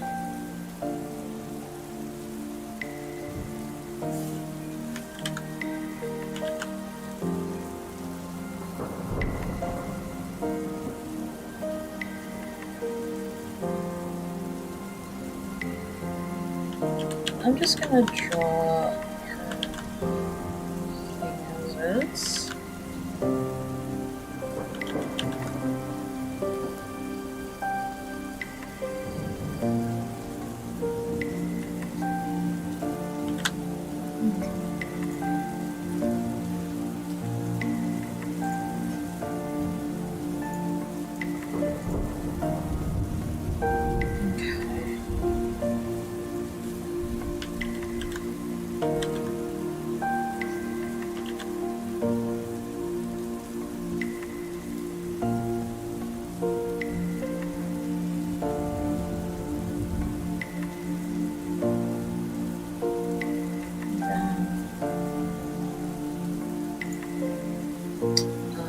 The Hades symbol,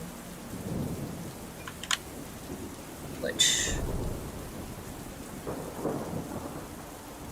I'm just gonna fill the top part of her outfit first.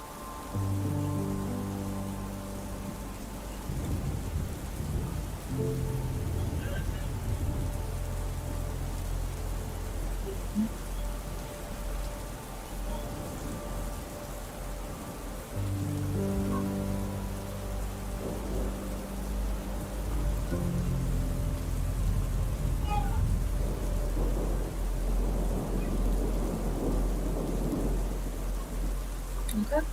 Then I'll use a thinner brush.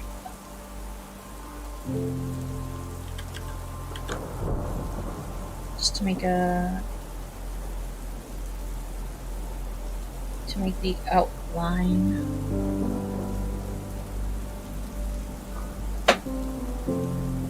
Okay. That's her top. Then I connect the belt. Like I'm calling it belt because I have no idea what else to call it.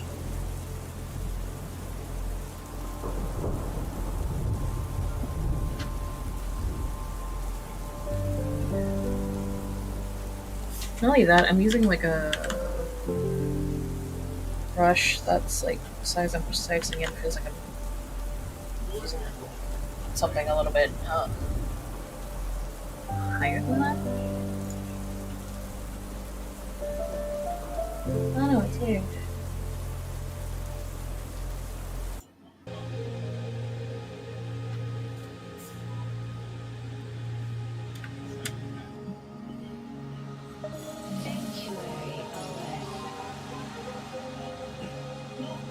So I'm drawing the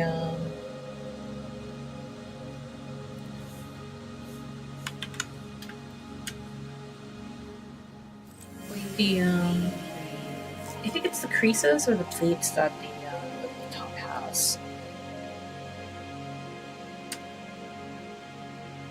Then let me draw.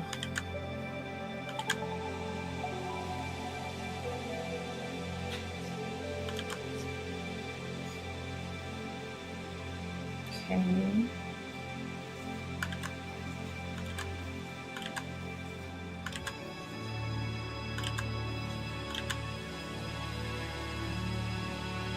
It's not taking over the entire belt, but at least a good chunk of it. Okay.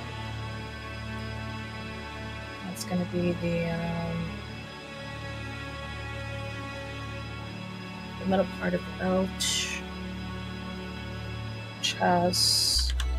But yeah, no, it's very. It's. I think she wears the same belt as Hecate, actually.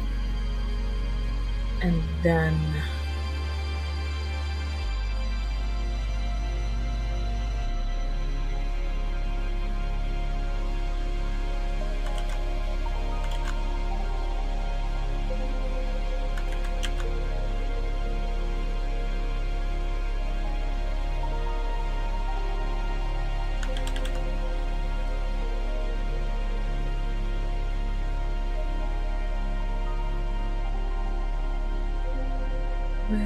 Okay, yeah, no, it is. I was gonna say, does it have four lines? But no, it's like I thought that the circle was split in 4, but no, it's split in 3. Okay, got this shit working. Oh, gotcha. So, hooray! Your laptop has Wi-Fi again, which I'm still confused as to how Wi-Fi driver fails on you all of a sudden. And I kind of want to see if Reddit has the answer to that, but not right now. Maybe later.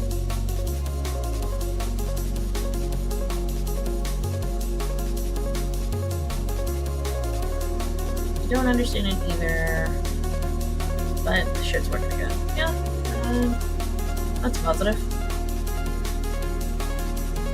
Okay, just moving windows.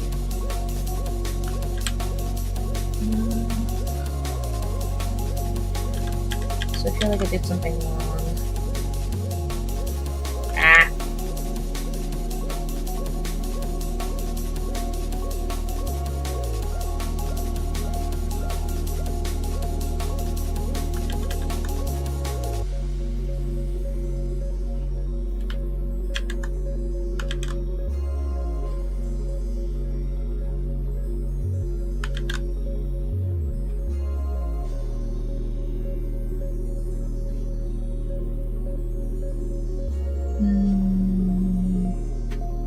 I feel like I did get it right, but there's still like I still feel like the longer parts of this emblem should be touching a little bit more. Like they should be closer to each other. I'll say it, I'm calling it emblem since I don't know what else to call it. Decoration? Buckle? No, it's not a buckle.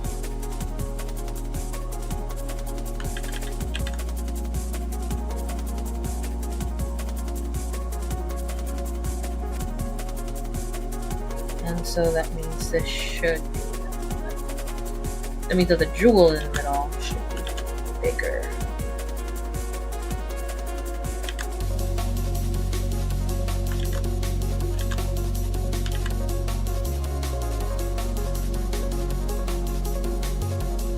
And this side should definitely be a lot thinner.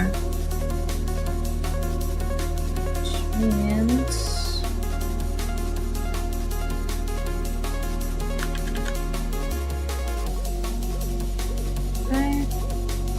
that's kind of working a little bit better.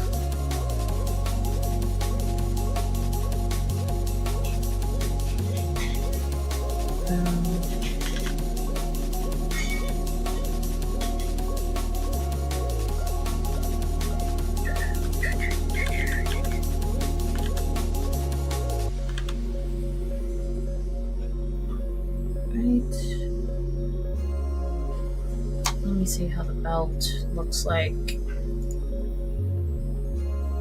from at an angle. And okay. It seems to be doing this.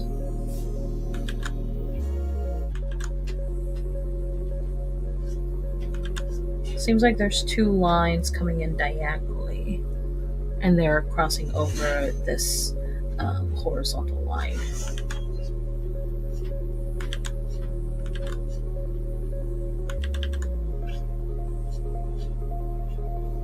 Okay.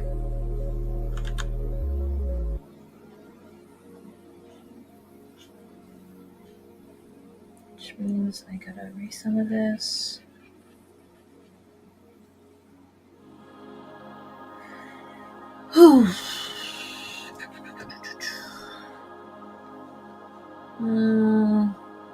Just a tiny little ball here, then another tiny ball.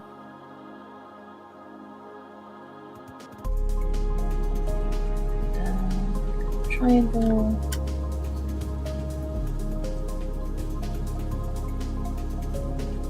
And then the tassel. Channel, I think almost every I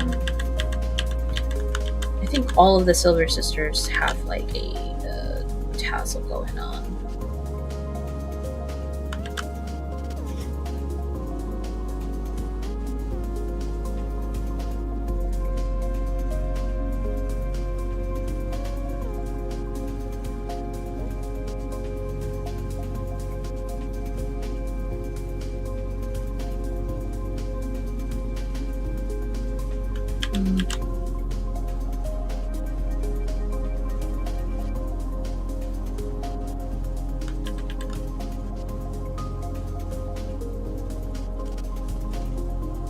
I'm trying to make sure that it doesn't read that the line is crossing over from the belt, but I think it kind of is. And then I think there's something coming underneath the belt. Oh yeah, no, there's two straps coming in from underneath the belt.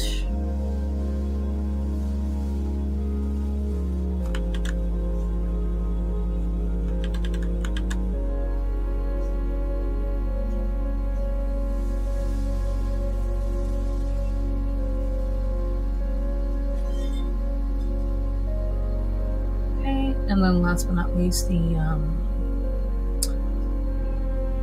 the three moons. Yeah, no, because it's a half moon, a crescent moon, and then I'm going to assume that it's a full moon. Yeah, because I think I just barely would have put together that this shape, I think it is supposed to represent a half moon. Then of course we got the crescent moon, which we're all familiar with. Like I said, I think this, the little circle, either represents a full moon or a new moon. It could be either or. I could just look up on the wiki, see if they have any explanation regarding this particular design. Like, I don't know whether or not it's brought up. Let's see if they describe, like, let's see if they've described it by any chance, whether in millinery section or Hecate section.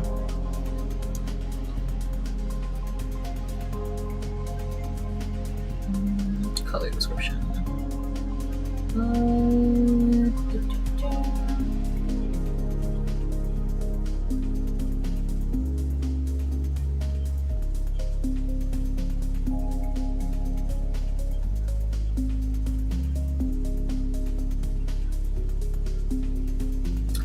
Apparently there's flashback scenes that depicts her with longer, wavier hair.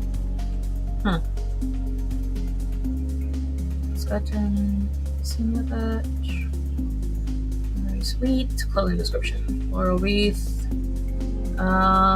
Short saffron colored dress. Fastened up to the neck brace. Limbs adorned with metal ornaments, including lunar shapes on her right leg. On her left leg, Melanoi wears a braided cord. Okay, it doesn't really say other than metal ornaments.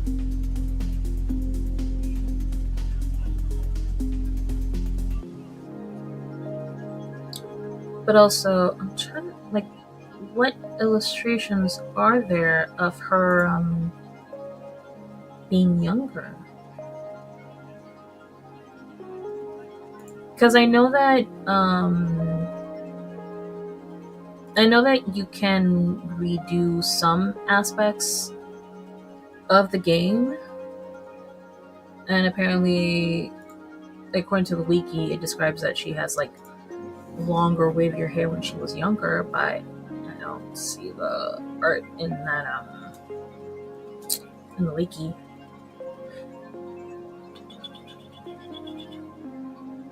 Her left arm appeals spectral with a supernatural green glow. Yeah, her hair is wheat blonde like her mother's, and whereas Zacharias inherited his mother's spiky hair, Melanoi's hair takes after her father's. When longer, it displays soft curls, much like Hades's. This is evident in flashback scenes depicting her with longer, wavier hair. In the hot spring, her hair gains more body and waves. I'm here, but lurking. Dinner and dishes. Alright, appreciate that, babe. Yeah, yeah, it says here, Melanoi's hair takes after her father's. This is evident in flashback scenes depicting her with longer, wavier hair.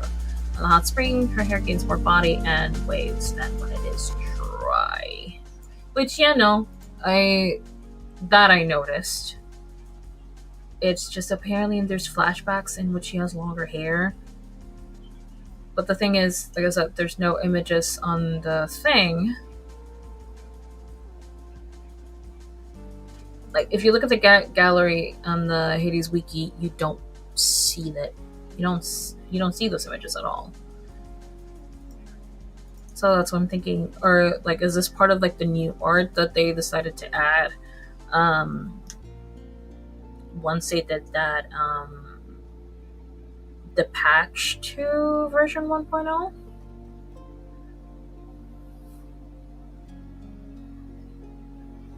Because, like, we've seen the illustration of Mel as a kid, and she has short hair there. It's definitely a little bit on the curlier side. But let me check Hecate's thingamajig, if I can find her name. Yep. So I want to check her physical description. Not only that, Hecate's hair is long. I will say that.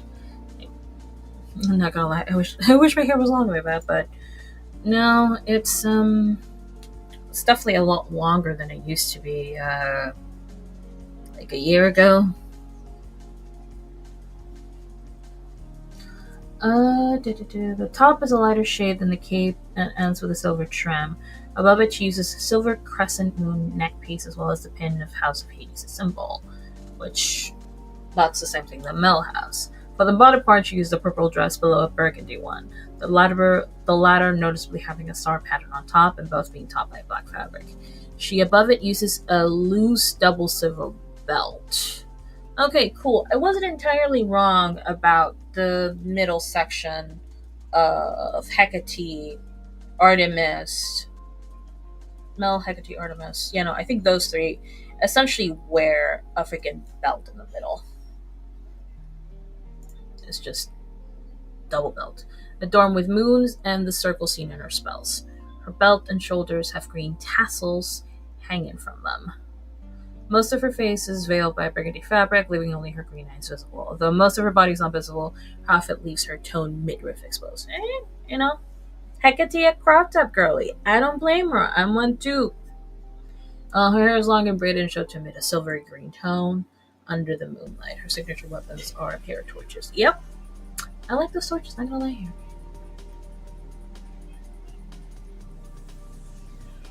Okay, so I wasn't that far off saying that these three bitches are wearing a belt. It's just, it doesn't. It didn't really specify as to what this is per se. So I'm just. I'm assuming that it's like the phases of the moon.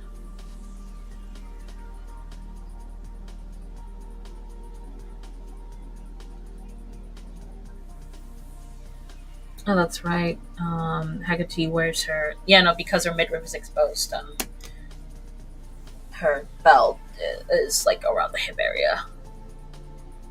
Actually, Haggerty's outfit is really cool.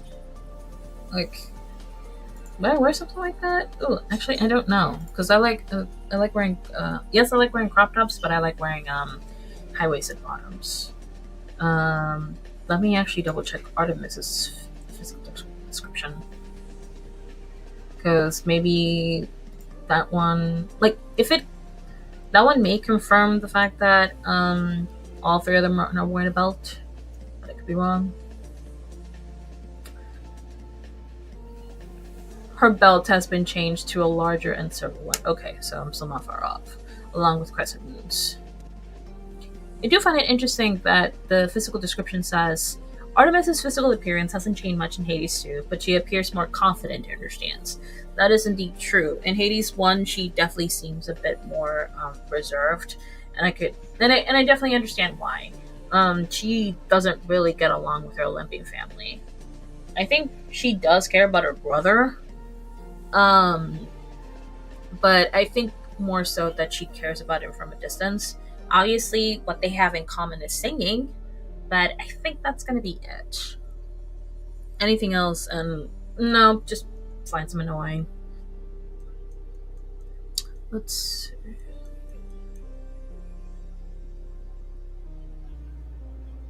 She no longer has a green star on her eye, and her hair is styled into two ponytails rather than a single braid. Wait, those are supposed to be ponytails? Honestly, they're quite fluffy and a little bit too low for ponytails. I thought that they were like very, very like loose, puffy braids this entire time.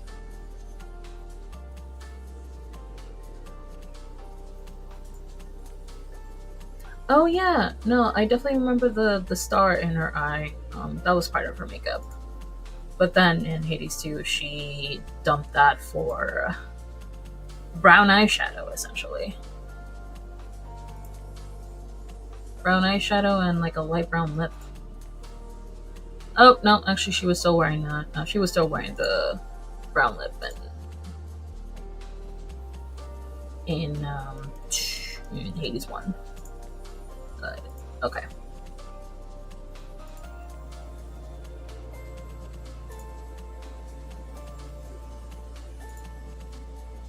And not only that, okay, yeah, no, I see the golden belt that she wore in Hades 1 and then in Hades 2. Not only that, okay, I'm just trying to see like the before and after. Yeah, no, those ponytails definitely look more like very, very loose braids. I'm sorry, I don't see ponytail. But no biggie. I'm also noticing the fact that the top,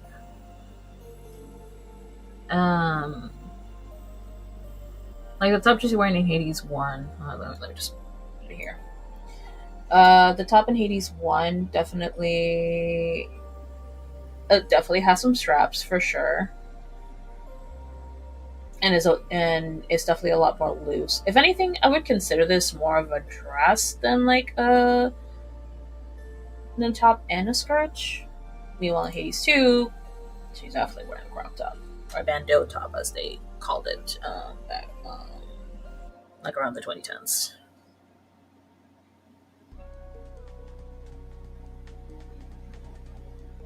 Yeah, no, I can definitely tell. Like, confident is definitely the way to describe Artemis in Hades 2.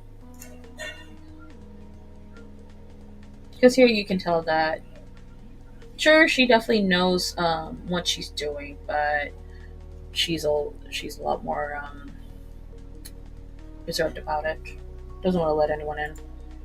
Doesn't just like, hey, how's it going? I think it's definitely because she really, really gets along with Mel. is just what I'm trying to. Let's see. When the war with Kronos started, Artemis was tasked with finding an advantage against their enemy. She and Hermes discovered Hecate and Melinoe and were convinced by Hecate not to reveal their discovery to the rest of the Olympians until Melinoe was ready to confront the Titan. At some point, Artemis joined the Silver Sisters, which is a group dedicated to upholding the will of Nyx. After Melinoe had completed her training, Artemis proceeded to inform of her discovery to her twin brother Apollo, who then informed the rest of the Olympians. During the events of the game, Artemis will sometimes aid Melinoe when tranversing Erebus and Oceanus while she's on her way to confront Kronos. On the surface, she will only help on the city of Ephyra, as she wishes to avoid Mount Olympus. Occasionally, Artemis will appear on the crossroads to offer a brief conversation before leaving. However, during one of her visits, she will be sitting in the statue of a deer, singing to help her clear her mind. Melinoe made choice to joining her singing. Okay. As the one thing I was questioning as to when did Artemis become part of the Silver Sisters? I thought that I had assumed that Artemis was there from like the very beginning, from when Melinoe was a child. But I guess, well, no, actually, no. It definitely implies that Artemis did knew Mel as a kid, but she didn't really join the group until she didn't become close with them until much later. Okay, gotcha. Okay. Because that's the thing. It's like she thoroughly enjoys being part of the Silver Sisters. Definitely a lot more than being with her family.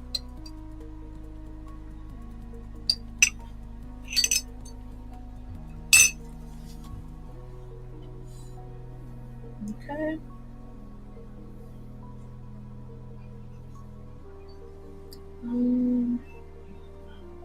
Then, oh crap! I forgot about the arms. That's gonna be let me see if I can find a different image. Okay. That's the thing. It seems like in some illustrations, which let me actually fix this.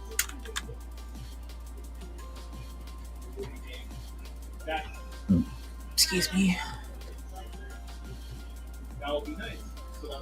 In some illustrations, it seems like the jewelry is a lot more looks a lot more complex than it is. But I think it's mostly have to keep in mind that there's a lot of circles, a lot of circles, crescent moons going around.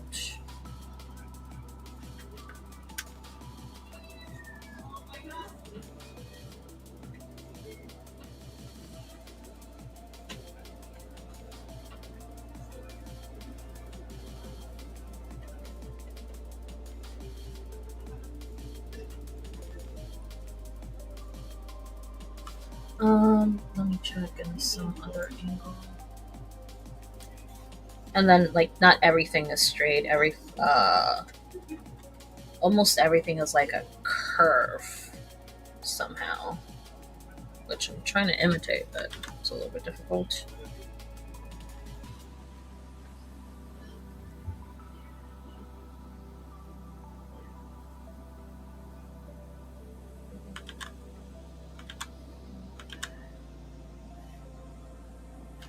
Okay. And then I will admit I've never drawn a skull arm. I'm a little bit intimidated, not gonna lie here.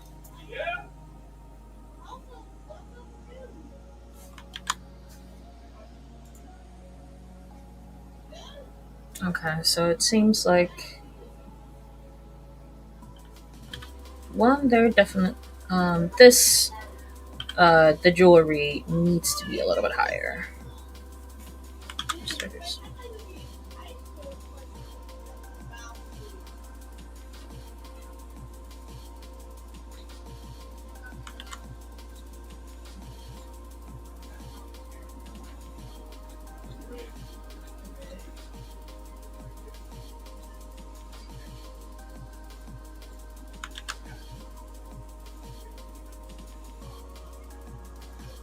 Okay.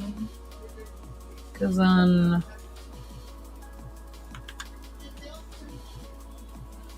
Let me look at another illustration of her bones. If not, I will actually look up skeleton. Arm bones.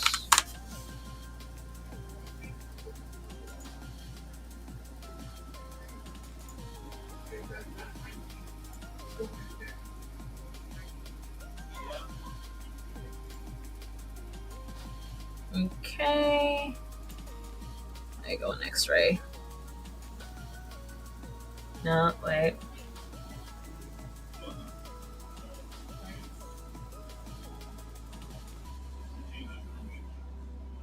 Because it seems like our arms, at least like the second half of our arms, there's an ulna and a radius, and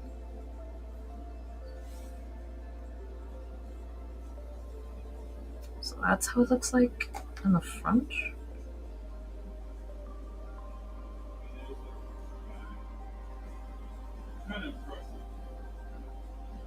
This is the thing, I'm looking at drawings of arm bones, and they all seem to have the palm facing upwards and not downwards. And I'm getting confused as to how it's supposed to look like.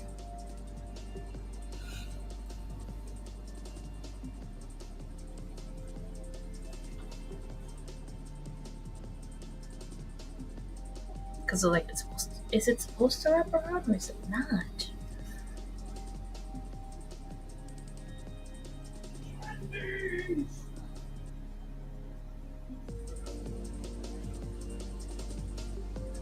Oh boy.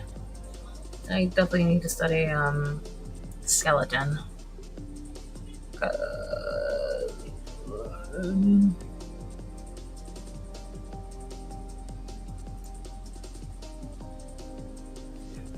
Okay.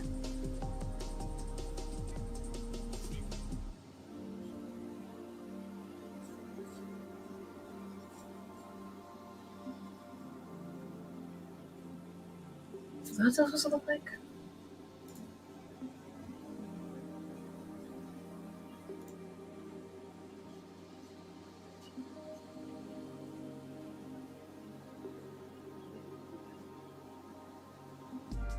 Let's see.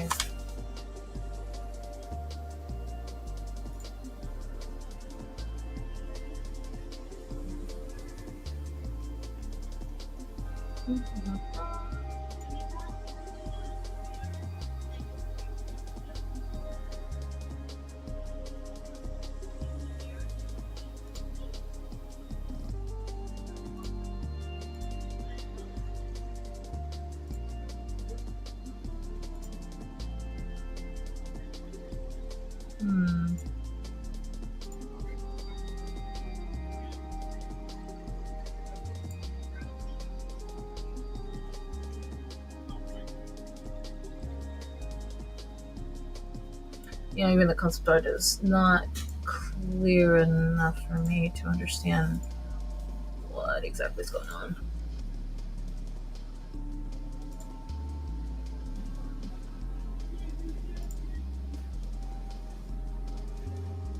Okay, yeah, no. It seems like this particular bone does cross over because it connects with the thumb. Or at least that's how I'm understanding it.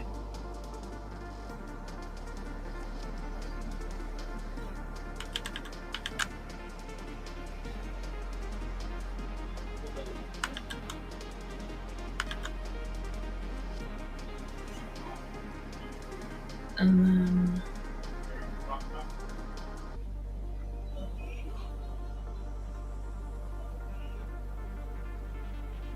I think it's kind of supposed to look like that.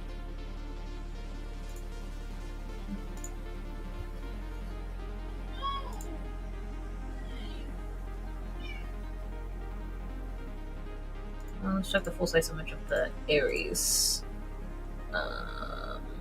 The War Song update illustration.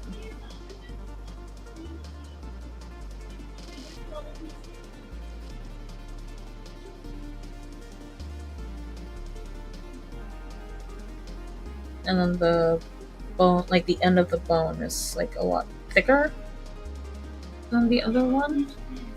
Oh, hey Marty. Okay, so work was indeed hell, and I am so sorry about that. Hey, at least you're back. I'm just trying to figure out bone anatomy. And then I might just end up doing Hades 2 run, like once I'm done with the line arch, just to scratch that Hades 2 itch. I have issues, I need help. So I've been playing Hades 2. Well, actually, I stopped playing it. No, I definitely still keep playing it. I'm just like not stuck in the living room for like almost the entire day, just trying to beat some of the bosses.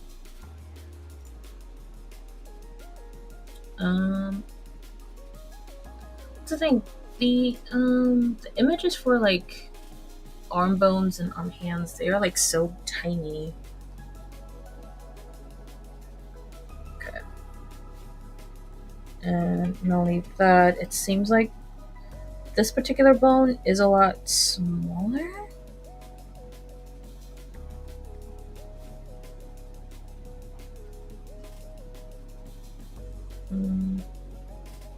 I think there's enough space for the freaking... No space for the thumb here. I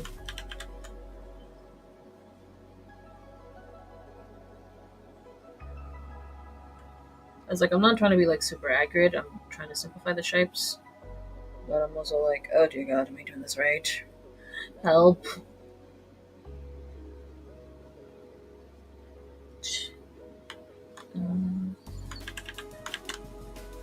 That's 3. That's 3. That's 4. That's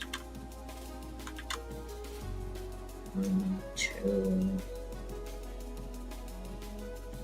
Also, these don't even look like bones. They just look like little dots.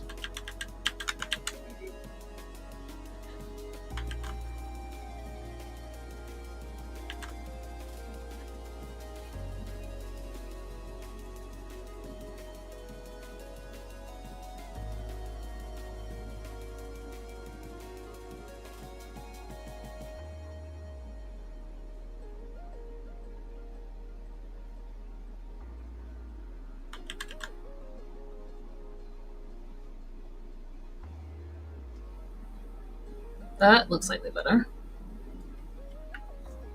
But I'm actually going to separate the bone here. Like, I'm not connecting it directly to the bracelet. Or actually, I changed my mind.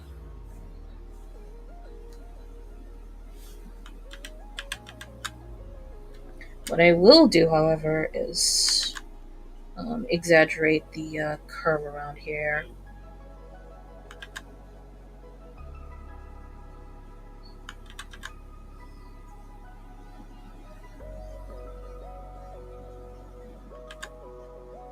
And actually turn this into an even bigger crescent.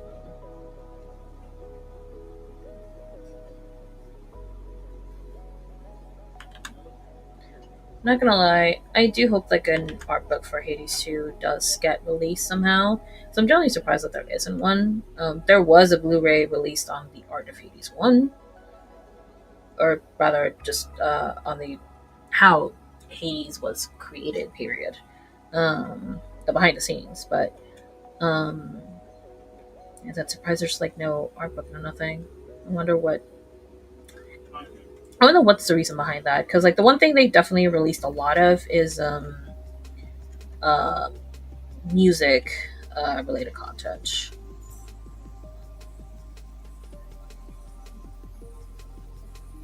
And by that I mean like vinyls that were released for a limited amount of time, re-releases of set vinyls, Let's see what else. Obviously, merch. Funny enough, the merch that I have from Supergiant Games, it's from Transistor, and it's a USB in the shape of the sword that you get in game. And I don't have it listed anymore. So, not entirely sure. What was I gonna say? Like, I'm pretty sure that piece is like one of a kind, since what I also haven't seen is eBay listings of that said USB. And it doesn't have that much memory. I think it only has like 8 gigs. 4 or 8, one of those. Because it was released back when back during the time where USBs came out in like really cute and like cute shapes, I guess I should say.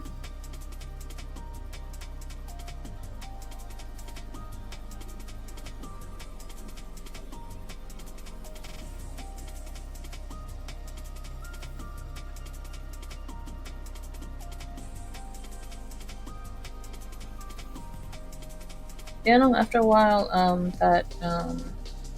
that USB wasn't being sold anymore. So I said, I don't know how rare it is, but goddamn. And it was actually like Supergiant Games used to have like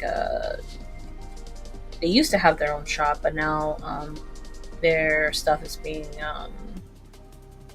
released through Fangamer. That is where they have like Deathmatch. That's Hades 1 Deathmatch. Also, that's where they have their shirts. They do have a Transistor 10th anniversary shirt, but I like the illustration. I just don't like the fact that it's like the shirt color is yellow. Not a fan of that. And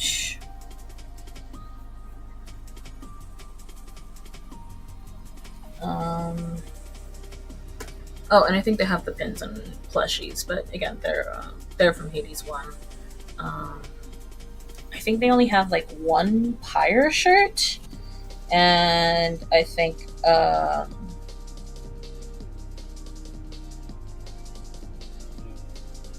also like just one shirt for Bastion.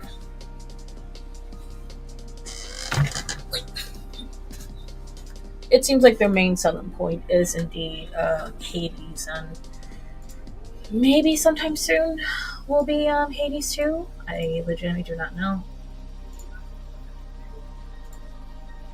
But I'm also trying to remember, like, when Hades 1 was released, was there a lot of merch back then, or did they just slowly but surely build it up just because of how popular Hades 1 got? That I do not know.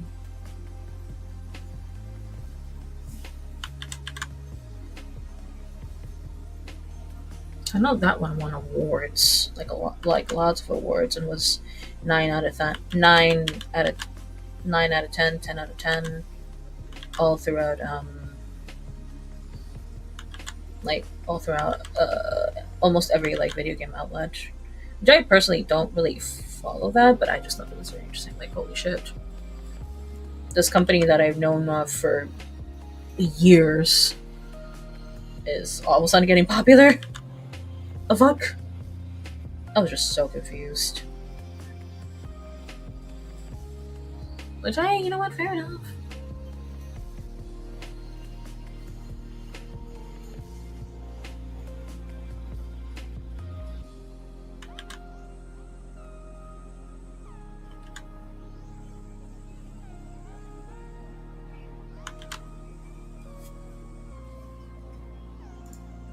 Actually, let me look at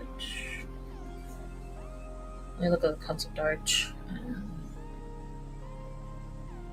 see how they're doing the leg. because it seems like there's a lot of overlapping circles and then some crescents here and there.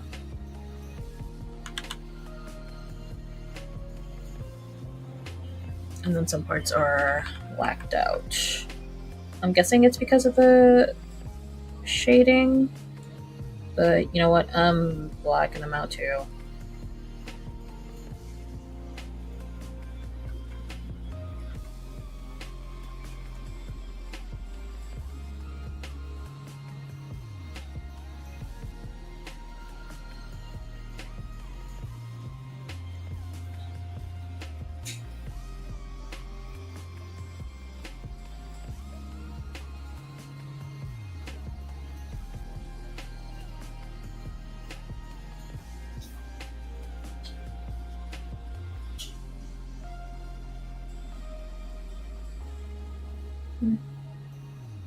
The one thing that I definitely noticed from Hades 2, or at least when people like bring it up, or yeah, no, whenever Hades 2 gets brought up, it's more so in the sense of yeah, no, it's a solid game, and it gets displayed and like.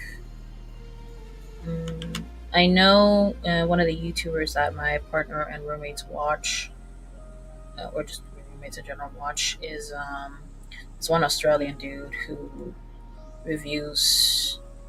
It seems like his channel mostly consists of Nintendo stuff. Yeah, no, it seems like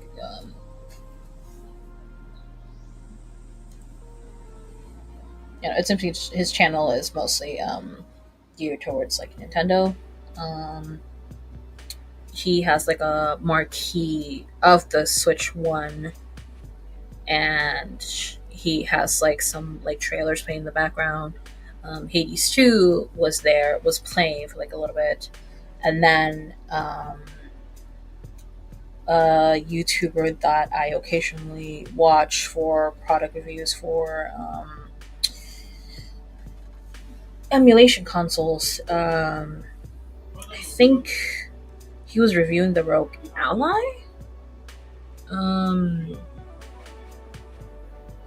And he had Hades 2 playing in his product review. So it seems that people do know about it. And I think another YouTuber that my roommates watch, his content is mostly geared towards fighting games. He was trying out Hades 2 on stream, and he seemed to enjoy it. So it's a game that people certainly know. I just don't know if it'll gain the same popularity as the first one. Maybe, maybe not. We'll see. I'm just glad that people know about it. Now, as far as people in my everyday life, seem my roommates know about it, and they've seen like 4 out of 5. You kind of like, there's 5 of us in total. 4 of us have actually played Hades 2. 3 of us have finished it. I think I'm the only one that's not only finished like the main plot, but also the epilogue. I think I'm the only one as of right now. I could be wrong.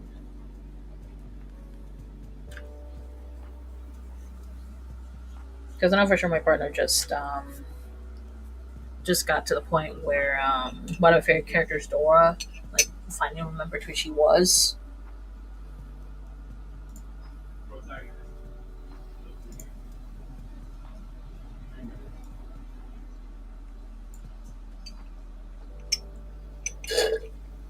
But I don't think he's gone to the epilogue. But he already knows how the story goes. Oh, my friend just finished streaming, so I'm gonna close the YouTube app on my phone.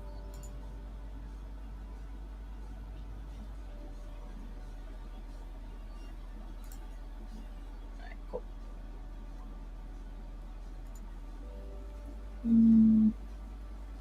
Let's see, what else can I have playing in the background?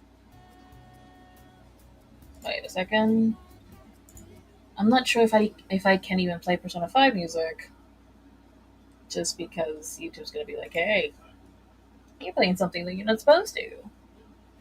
It's like, bitch, shut up. Can I have Butterfly Cliffs playing in the background? Whoa. There's a not Orlando stream on YouTube. And just keep going with Twitch.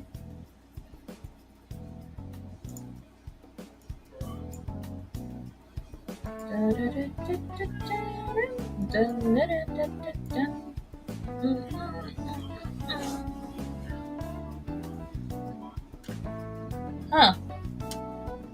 It's actually not as bad as I thought it was going to be. Like, I legit thought I was going to struggle on drawing all of these, like, goddamn details that Millenoi has, but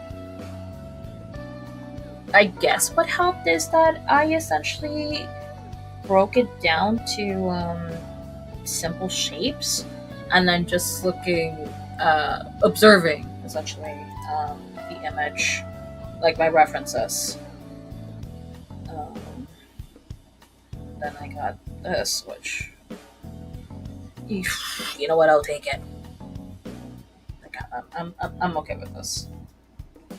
I guess I can keep coloring it, or, yeah, I guess I can do that. How long have I been streaming? Oh, 2 hours and almost 45 minutes. Not bad. I do need the color scheme though, which, that's easy. Let me just write down Mel Lineage. So that way I won't.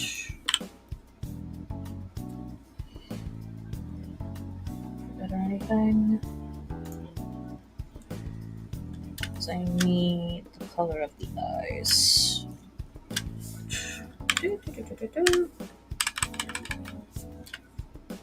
Also, there seems to be some line width going on, which, you know what? Proud of myself. I just need to, I think from moving forward, I need to use, the brush size needs to be too big for me, or at least it's supposed to feel like too big for me for the outline, and then for the inside, it needs to feel like as if it's too small, and I think that's how I'm able to get it right.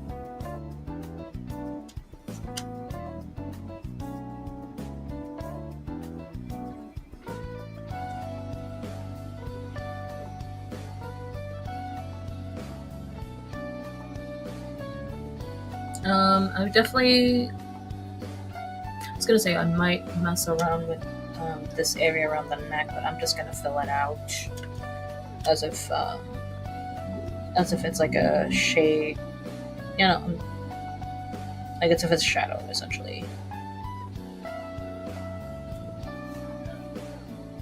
Gonna pick that color. Also, I appreciate Mel wearing teal lipstick. It's good on her.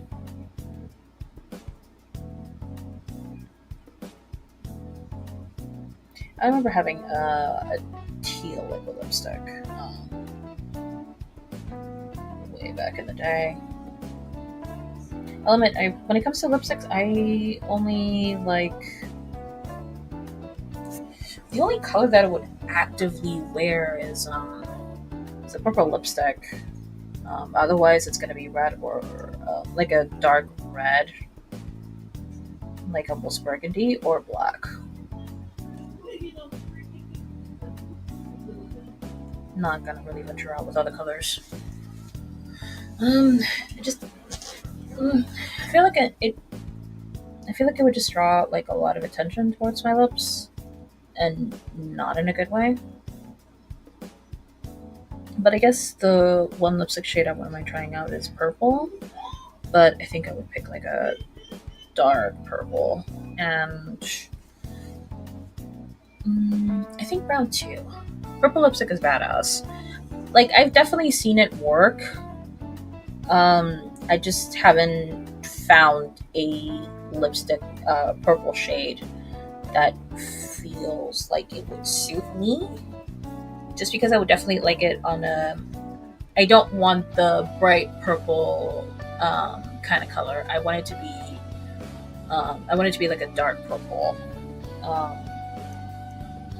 Let me see. If I were to color wheel, if it'll show up.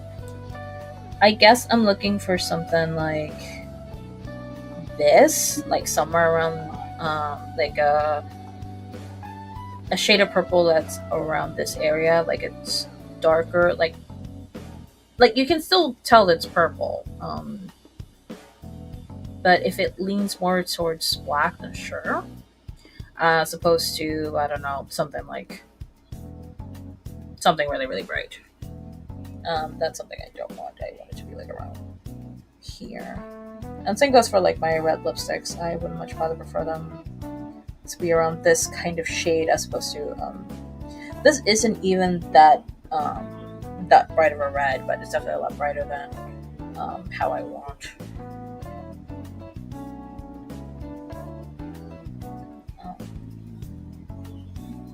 I definitely don't like pink lipstick though, even though I do like pink accessories.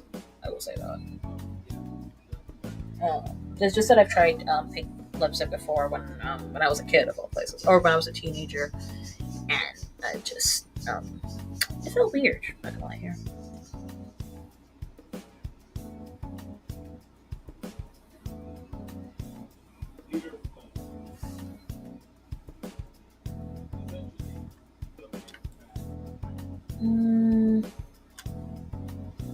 Oh yeah, I guess Mel is pale as fuck, but I may just darken her a little bit. I don't know, maybe. I know it's supposed to be pale as hell, but I might give her a bit of a tan.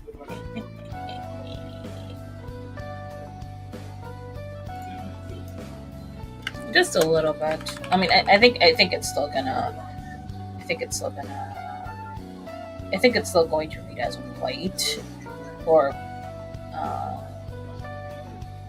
her having like a lighter skin tone. But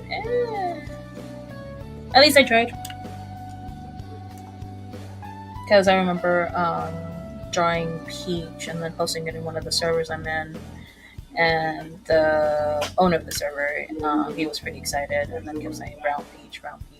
And then I told him every character that I draw is brown, unless stated otherwise, i.e. a commission.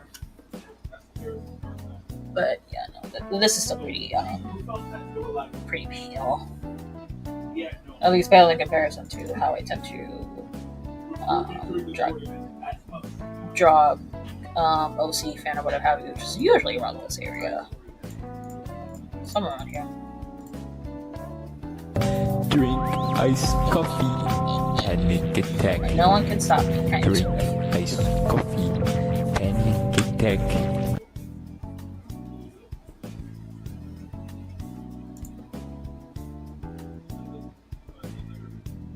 Drink iced coffee. I completely forgot I had that sound alert.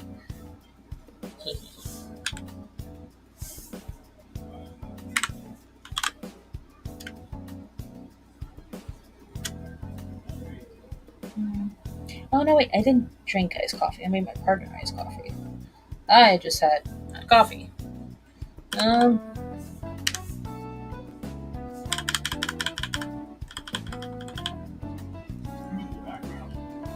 So that's definitely like one thing like I wish I could do is drink coffee at night, but it might mess up my already non-existing sleep schedule.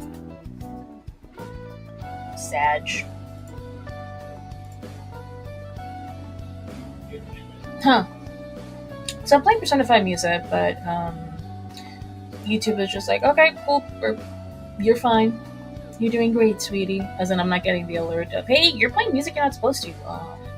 We're gonna block your stream? Unless you fix it. What if it's because I was trying to play video game soundtracks through YouTube Music and not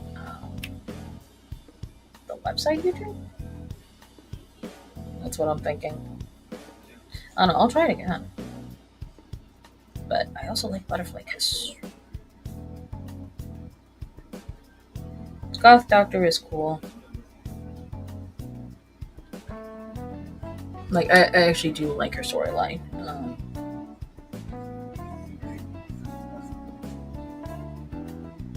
There you go. That's the next looking a little bit better. Just fix that. And then anything else I need to fix? I guess I'm just shading some parts.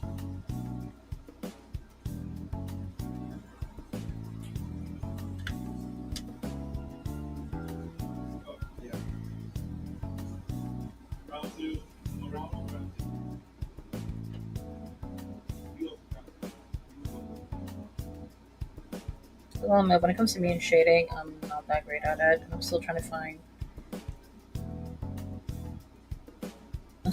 a way that screams, oh yeah, no, this is definitely going to be my art style from now on. But I guess that's where experimenting is for. But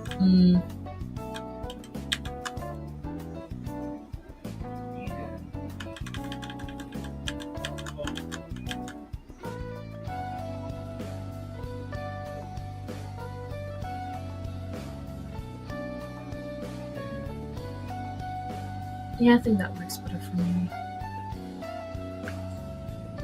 I said I might not do it often, but often enough, I guess. Every once in a while. Once in a blue moon. Same goes for the brows. I'm gonna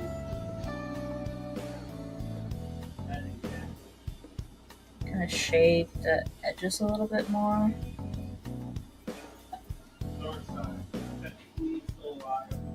I suck at shading, so that I avoid. I avoided altogether.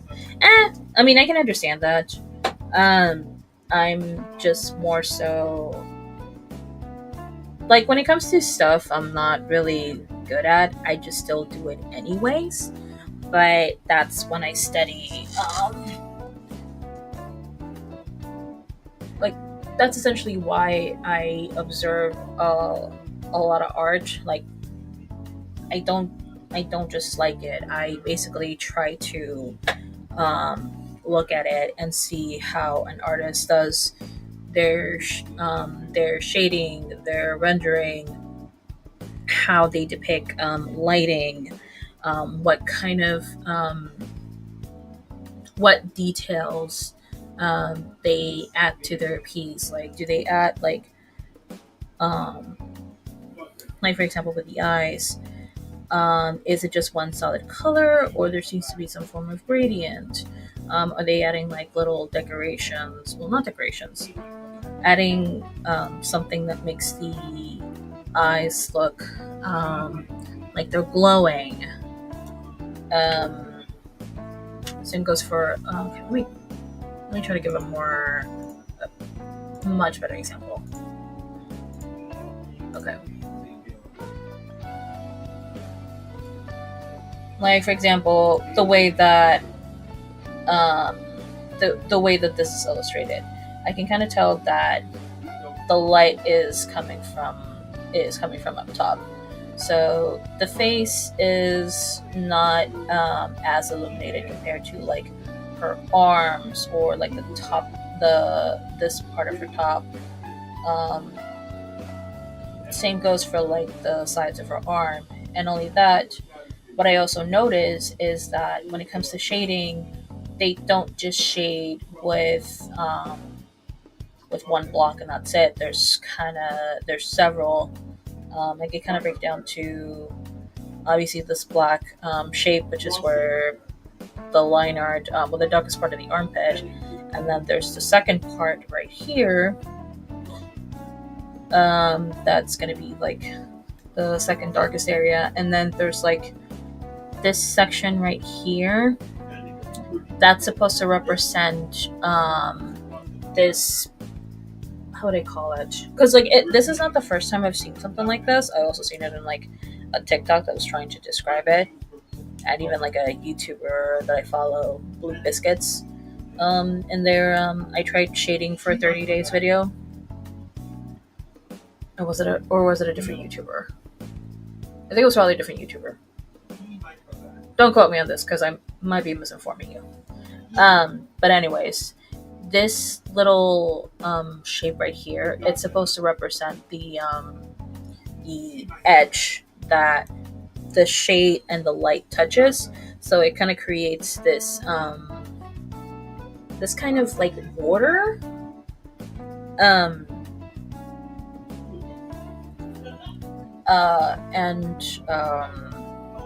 It creates this kind of border, essentially creating a like a different color altogether. And that's definitely like one way to make your rendering look a little bit more 3D, I guess, or look a little bit more realistic, without leaning towards realism, essentially.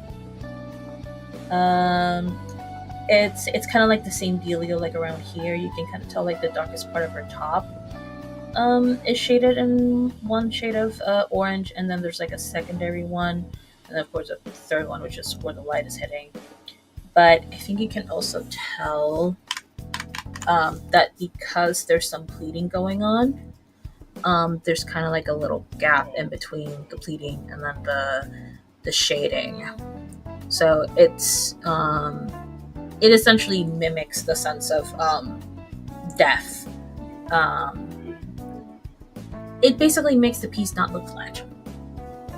Another thing that I observe is the fact that there's how the metal is rendered, which this isn't the first time that I noticed it. I've definitely noticed it in other tutorials when it comes to rendering latex, metal, anything that's freaking shiny. Anything that's shiny, was the fact that usually around the middle area, that's where the lightest part usually is, and then you get like the darker shade that's going to be like in the outer sections, and then of course you get the little highlight, which again it's usually in the middle.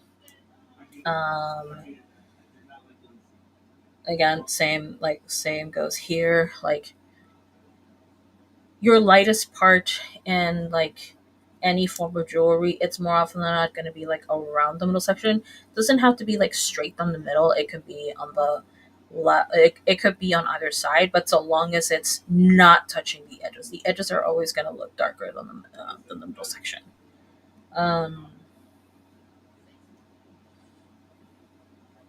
Yeah, no, and then I can obviously tell that there's like a little glow going on around like the top part of her head, not just because of her. Well, yeah, no, it's because of her headpiece that tends to like because the headpiece is being hit on by the light. It tends to that's the part where it glows the most. Um, and then also I think it's like an artistic style as well, just because there's some other glowing aspects around Mel. Um, oh,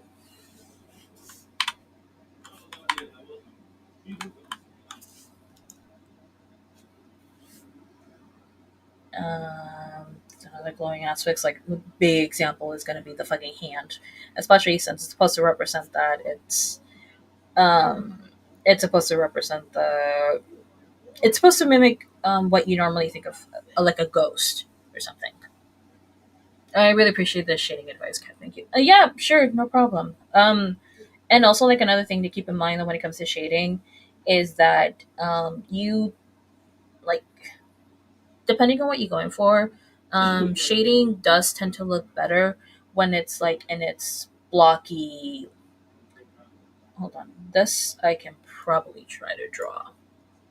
Like when it comes to shading, or at least what I like to do is, let me choose an orange for example.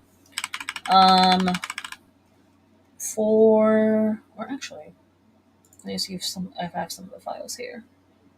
No, maybe, sure. Ah, crap! This is just a line art.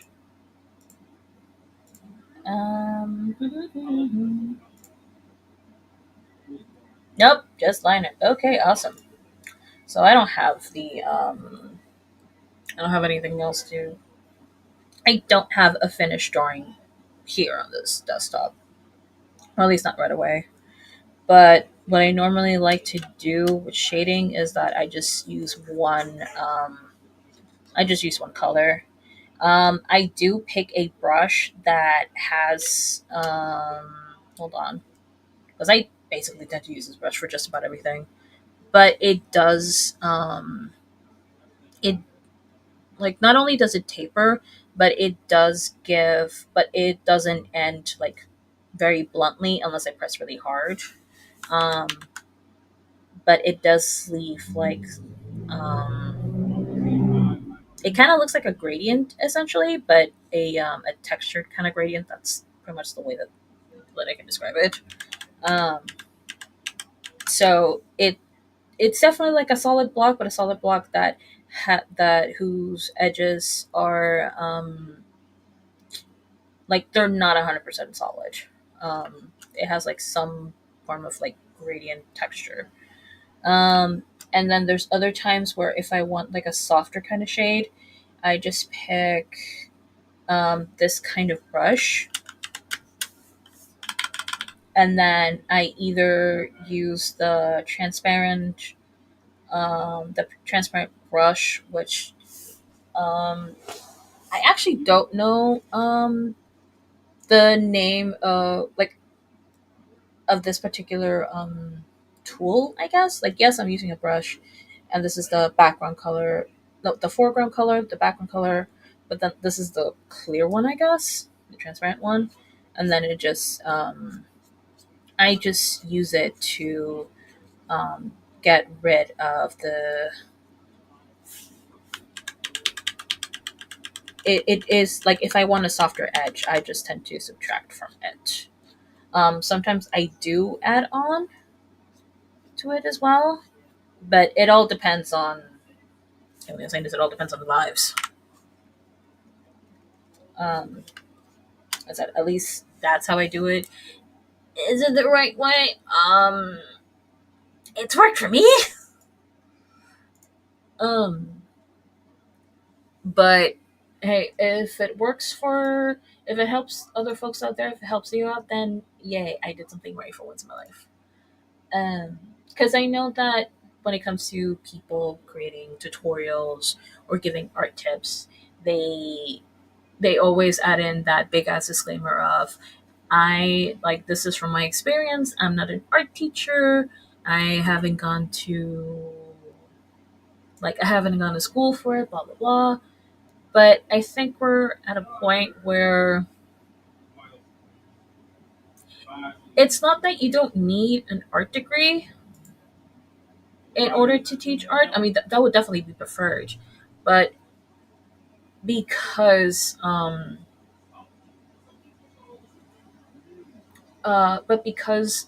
the rules and guidelines of art, yes, they exist, and yes, we definitely do follow them and whatnot.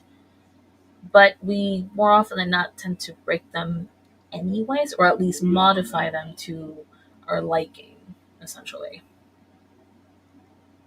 or to the way that isn't to our liking. And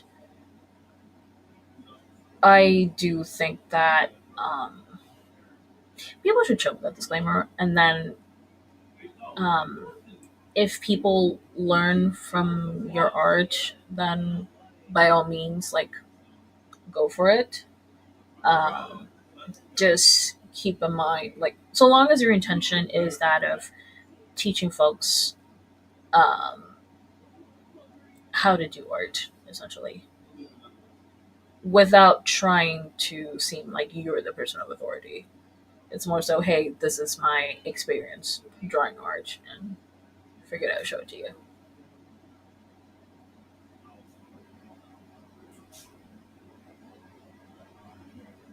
I'm trying to find a playlist, but I don't know what I feel like listening to, actually. I'm confused. I'm not confused, I'm indecisive. And also, my recommended feed is filled with um, lots of video essays.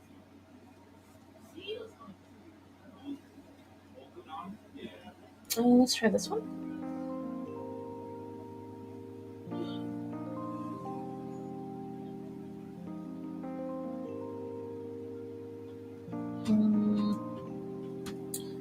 Classical music, but it's lo-fi hip-hop for upload. Food is finishing up. Okay. However, because I know you're going to eat soon, please refrain from please refrain from playing Pokemon. Yep.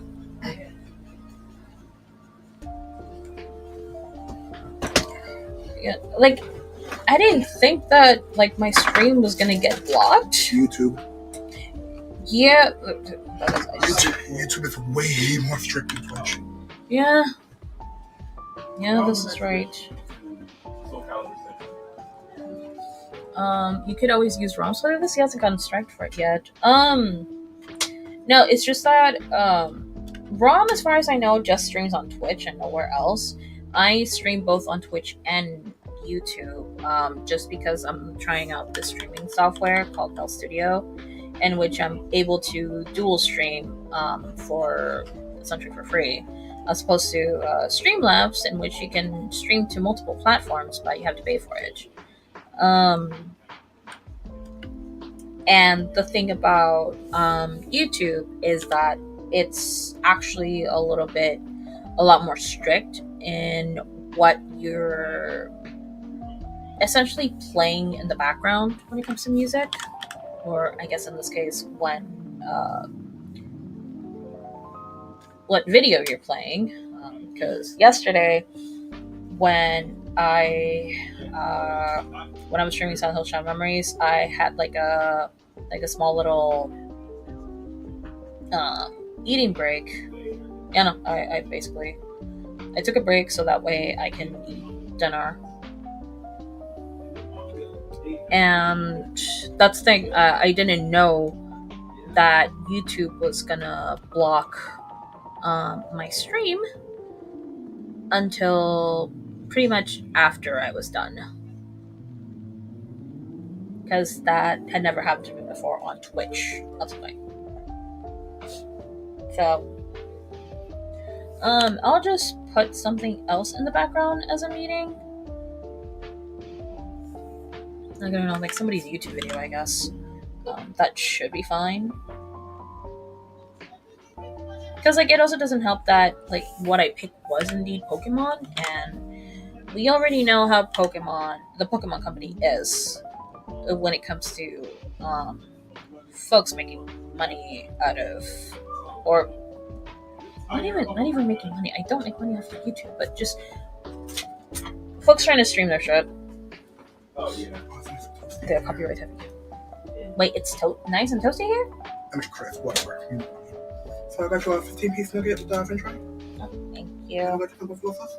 You don't get to have that fucking. No, because you said nice and toasty. I'm like, wait, the room is warm? That was cool compared to the goddamn kitchen. Oh, really? Oh, well. I said, really? What the fuck I'm cooking? Yeah, I know.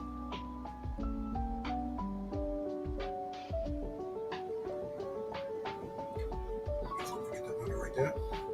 That's fine, I'll just put some. Forget what, leave him on dry. That's crazy.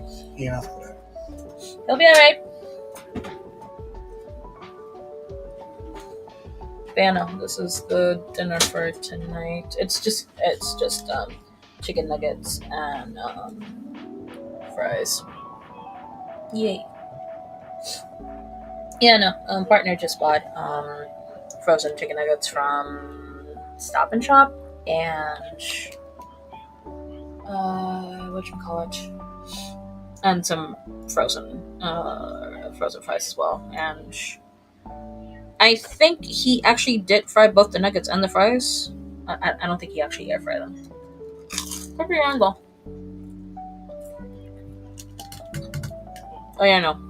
He definitely doused the fries in oil. The plate is making me hungry. I am so sorry. Wait, so you haven't eaten or anything? Like, at all? Or like ever since you got home? If not, use some, my guy. And also another thing I added. Well, the thing that I added was buffalo sauce because I am a sucker for that thing. 8 out of 5. Oh, gotcha. Do try your best to fill your stomach, even if a little bit. Like, I know it's kind of late, but still though. I am team. What do you call it? I am team snack. That's also probably why I got the stomach. No, actually, the reason why I have a belly to begin with is because of PCOS.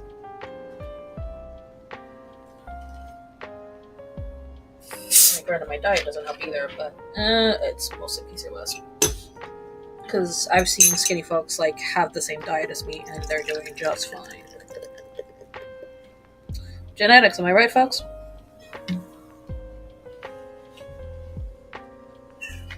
Which actually doesn't remind me. I will hydrate throughout the night after I'm done streaming. Night. Goddamn it, mini fridge. I will say though, if you have the chance, have a mini fridge in your room. I said, if you're able to. I do recommend that. But actually, what I can watch.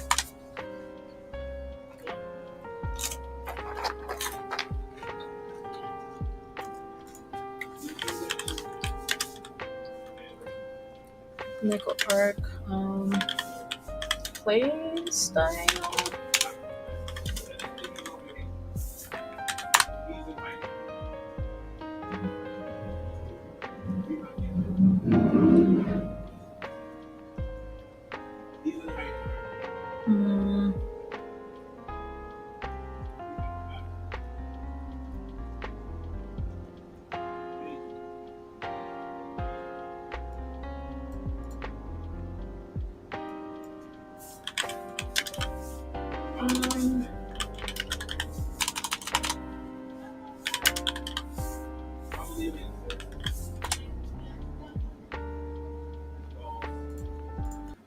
There you go. Ah! Damn it! How's it going, everyone? It's Daikin-san here, bring you another Melty Blood type Lumina God, and today we are... Since, like I said, I'm not sure whether or not I will get into Melty Blood, like, soon, or if at all, but I would definitely like to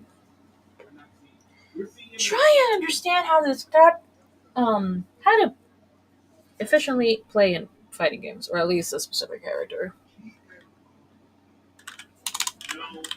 Gonna eat for a bit.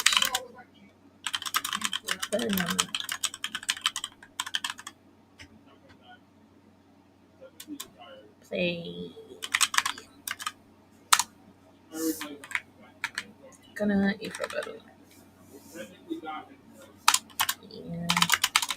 I'm just putting a message saying that I'm gonna eat for a bit and then I'm gonna keep drawing and or play video games.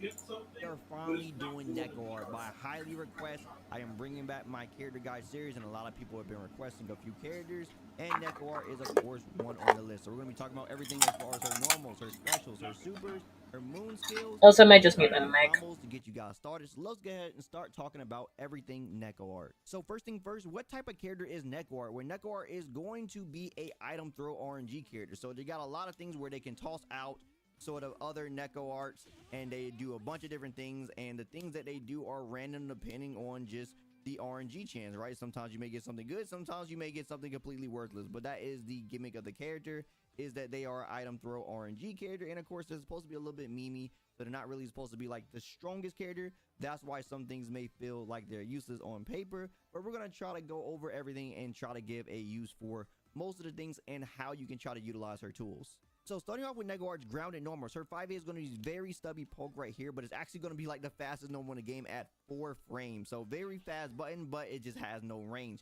The 2A is going to be a little bit more range, but also is going to be 5 frames, so it's going to be 1 frame slower, but 5 frames is about the normal speed of fastest normals within this game.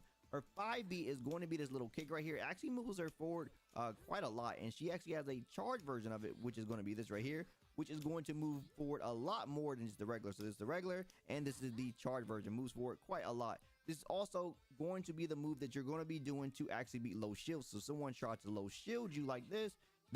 Well, yeah, because I want to learn how to play as her.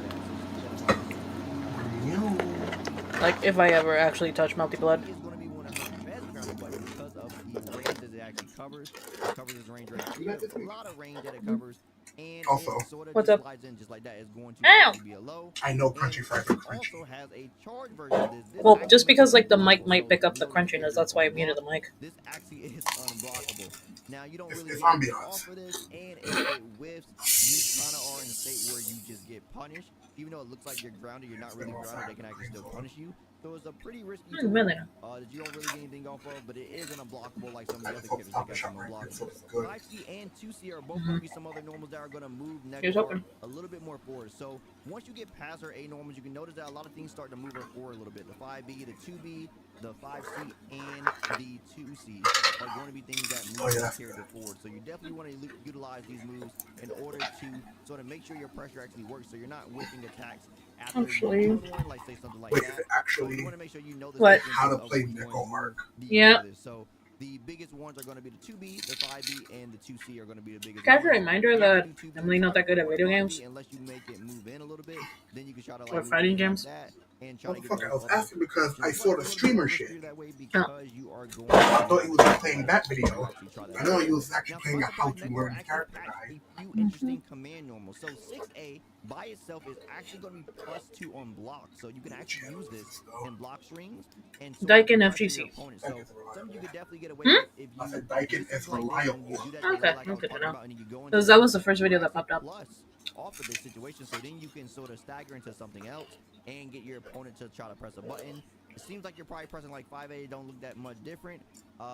It's kind of hard to tell like off of the hit itself, so you know you can get your opponents off this +2. Now one thing you can do is actually hold it, and this will do the 10 hit string, right? So she'll go left, back, forward, and right. But the thing about this you want to know is you can actually cancel at any point. So the last hit will naturally whiff on the opponent when they are blocking it, so you want to cancel at any time before then to make yourself safe.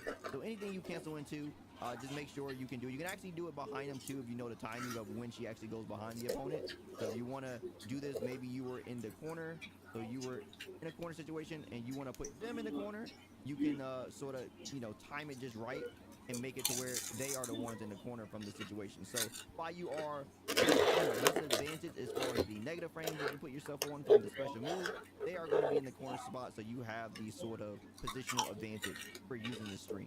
6C is going to be a regular style move with 2 additional follow-ups. So the first one's going to look like this. Oh yeah, damn, I The can second get follow-up is crunch. going to look like that. And the third follow-up You is do? going to have a sort of launching bunge like that. I'm like, yeah. So you can actually Yeah. use this It's to ASMR crunch. because there is Yeah. actually a long window, so you could do the first attack and look how long. Which means this weekend I definitely need to put in a plugin on this mic. First one, like say something like that. So do 6C and then try to steal your turn back with like a 2A or something like that. It's something you can actually try to do because this is only -3. So -3, definitely a little bit more minus than like a -1 or -2. But you know, because of the long stagger window there is for this, you can actually try to actually steal your turn back and reset your pressure situation. Now, hit this string will actually launch your opponent, but you can actually jump cancel it to actually pick it up for a combo. So that is something to definitely keep on mind. If you actually hit your opponent with this, you definitely have access to your jump cancel. So definitely keep that in mind on the last hit. And the last grounding command normal to talk about for Nekor is going to be this 4C. So this is actually going to be overhead. It's going to be pretty slow at 31 frames, but if you actually hit your opponent with this, you can actually get a combo of this with her DP special move. So you can sort of follow up like that and then go into like 2C, 5C, and then go into a full launcher combo from there. So you could definitely get stuff off of this. It is not going to be something that you can actually cancel into other normals, but it is special cancelable. And like I said, the main one you're going to probably go into is this one right here, because this is a pretty prominent combo tool for the character, which we'll talk about a little bit later. Now, talking about Nekor's air buttons, her JA is going to be also another stubby button like the other ones, also going to be about 5 frames. JB is going to be one of your better buttons to press because it has a little bit more range than the JA. Also, the JC is going to be a little bit slower on the startup than some other things, so you can't do what a lot of other characters can, like take regular Arcwade here, where you can do JA and then come down with a C button. So you would have to rely on the actual C button for this character. But one thing to know about this C button for this character is it actually does cross up, so you can hit it like that. So you can overshoot with this move a little bit, so this does help out. But again, you can't get access to that move, unfortunately. When you are going for like an A fish and then try to come down, you would have to come down with a B button, which is going to be one of the things that this character actually have to do. So you have to do something like this. JA into JB is what you have to do with this character, which unfortunately doesn't cross up, but like I said, is going to be one of her good buttons to actually press in the air. JB is also going to be the button you're probably going to instant air dash with the most because of the range it covers compared to JA, and JC just simply doesn't work. So JB is definitely going to be the button of choice when it comes to trying to do instant air dash pressure on your opponent when they are grounded and you're trying to just like reestablish pressure. Now, the unique thing about Nekor's JC is it's not going to be like the combo tool like a bunch of other characters are. So if you know, a lot of people or characters will have things where they can actually do like JA and then JB or something, or JA JC, and then sort of get the combo like this. This isn't going to really be the tool for this character, right? This isn't going to be the thing you're going to be using this for. The main thing you're going to be using this for is it actually is a way to stabilize this character as far as her movement. So it's going to be something you could use for tricky mix-ups and just having a bunch of hits. So this will do up to 1 to 5 overheads depending on how the opponent is getting hit. So if they're standing or if you just do it low to the ground, it will change the amount of hits that it actually does depending on how late the opponent actually gets hit by the move. So 1 to 5 is actually what you can utilize it, but you can actually control the direction she's actually moving. So you see I can go forward, I can go back. This could be very good for when you're actually trying to use like super jump JC neutral and you sort of overshoot your opponent like this. You can sort of move it backwards and make sure that you hit them, and they still have to deal with the amount of overheads that you got. So it could be 1 overhead, it could be 2, it could possibly be 3, depending on, once again, how you actually hit them with it, and change up, you know, is it going to be a left, is it going to be a right? Even though this game has cross-up protection, you know, they still have to worry about like exactly what side you want for the next follow-up normals that you may do afterwards. Nekor also got a few command normals in the air. So J2C is going to be this move right here.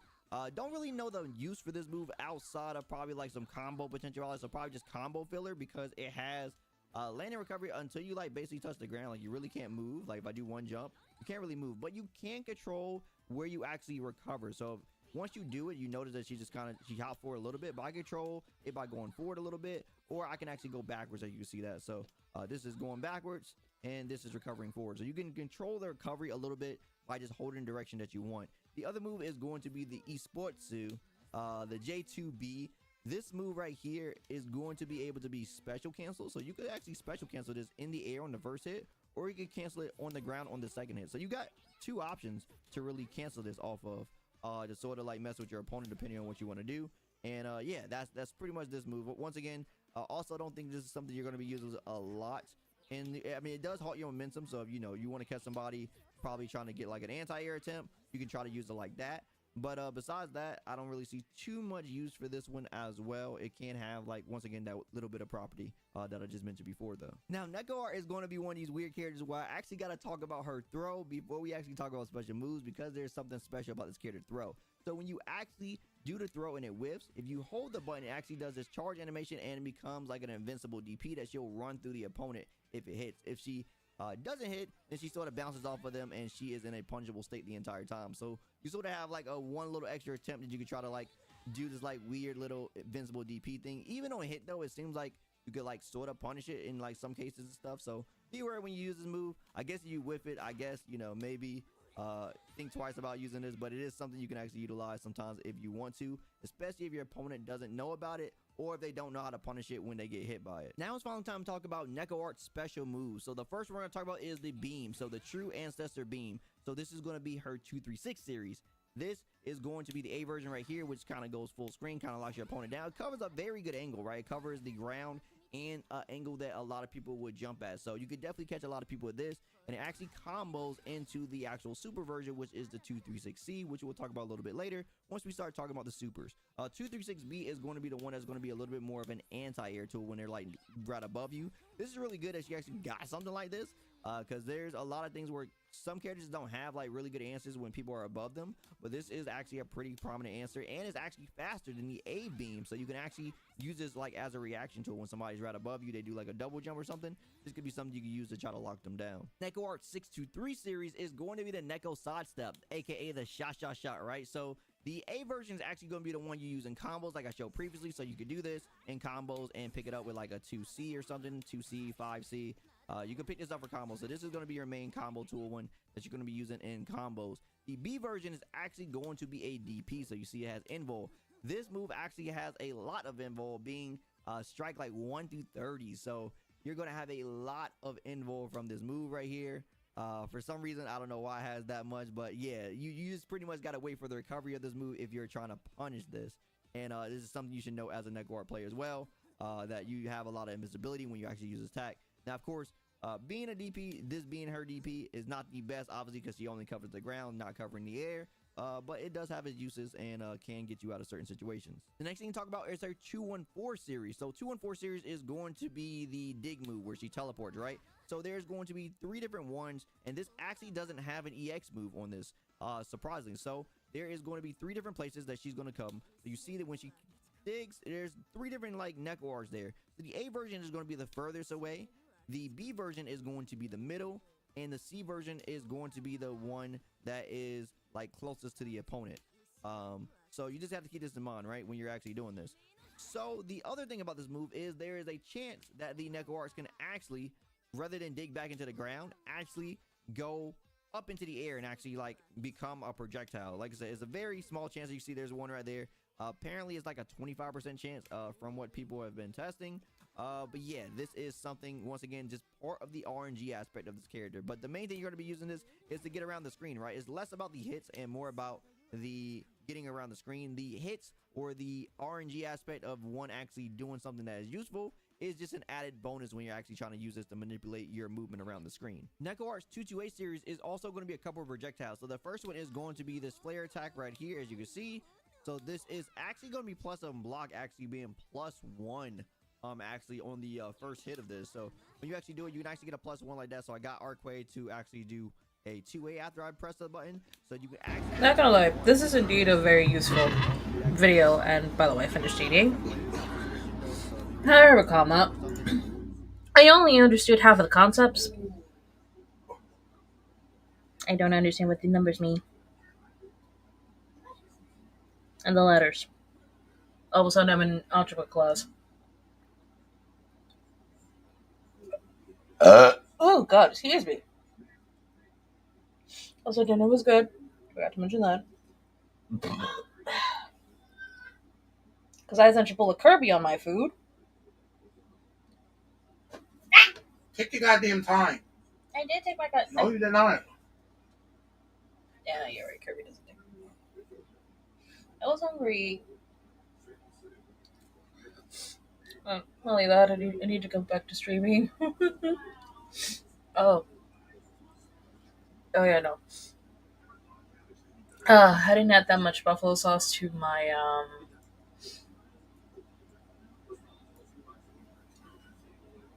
I didn't put much buffalo sauce to my nuggets, but my sinuses they feel kind of clear.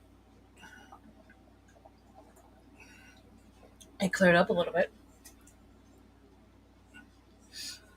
God, girl almost died. No, not yet. At least I'm just like, oh wow, I can breathe. I didn't know I can breathe a lot clearer now. But yeah, I definitely like that. That was one very thorough video. I only understood like half of the concepts, and I think in my case I would have appreciated like either a shot of the YouTuber essentially trying to say like which buttons to press, or like rather how many, or like a little diagram as well. Crap, I think I'm disease.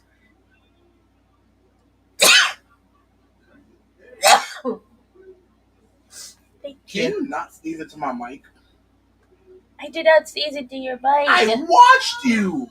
Yeah, you did watch me have my head this facing this way. Oh, Well, excuse first me. of all, bless you. Thank you. Secondly, Thank you, Brady. stop sneezing my fucking mic. I didn't sneeze into your mic. I was sneezing away How from do your you mic. sound like that? Like, what the fuck is that? That's how I sound like after I sneeze. You sound like a whiny 12-year-old? Only for 5 minutes. What in the blue Arabian Jumanji hell? What Blue Arabian Jumanji? First of all, if you're going to quote me right. I said blue Arabian Jumanji hell. That's what I said, Blue Arabian Jumanji. And yes, I know I sound like Chucky right now from Rugrats. I swear I didn't do it. I swear. Just say that real quick. No. Just say it. Say it. No. Anyways. My nose. It's been through a lot. It felt the side effects of buffalo sauce. It sneezed. But no, I'm gonna keep. I'm just gonna put the basic colors, and then I'll deal with the shading later. Just kind of want to play a little bit. I just want to do 1, maybe 2 runs. I think these 2.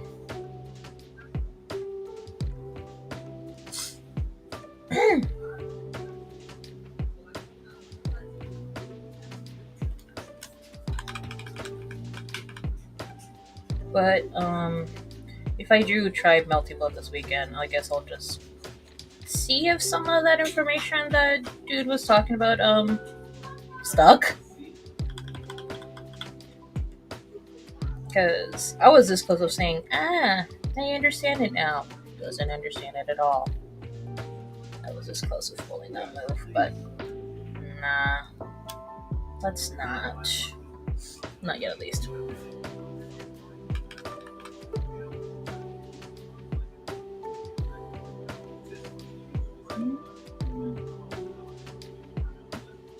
Excuse me.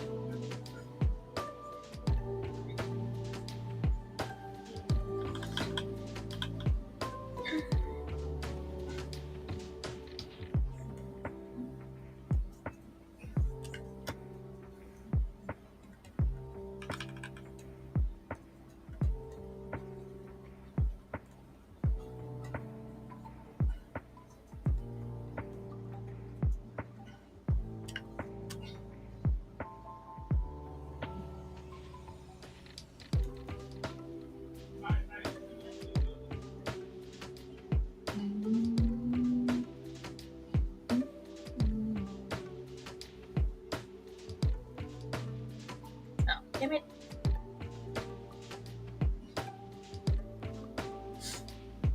You know what they say? If you shenan once, you'll shenan again. The hell are you talking about? I have no fucking idea. I just randomly said that shit in my head. You know what? Fair enough. I've had those moments.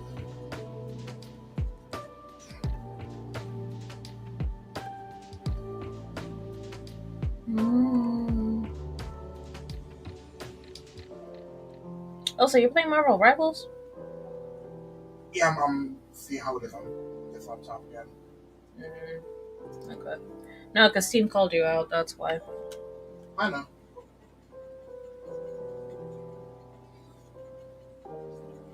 I do find it interesting when I find out that one of my roommates is playing something, and then he's like, "No, I'm not." I guess you are. Yeah, but mind fucking business. It's not my fault that Steam likes to call out who's playing what.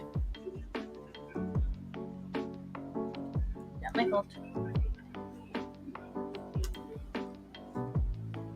I do wish I had more friends on Steam though, but only just to be nosy and see what they got.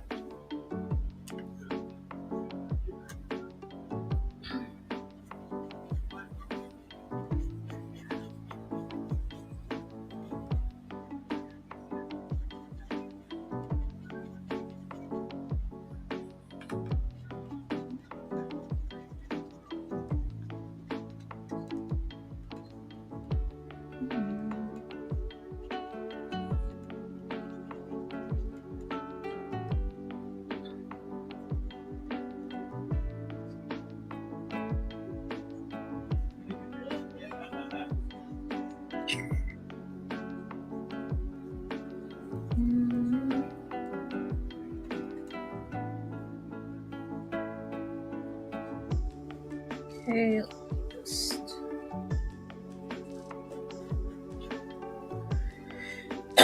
that can work.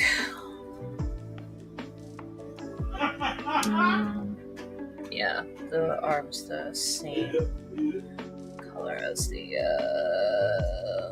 tassels.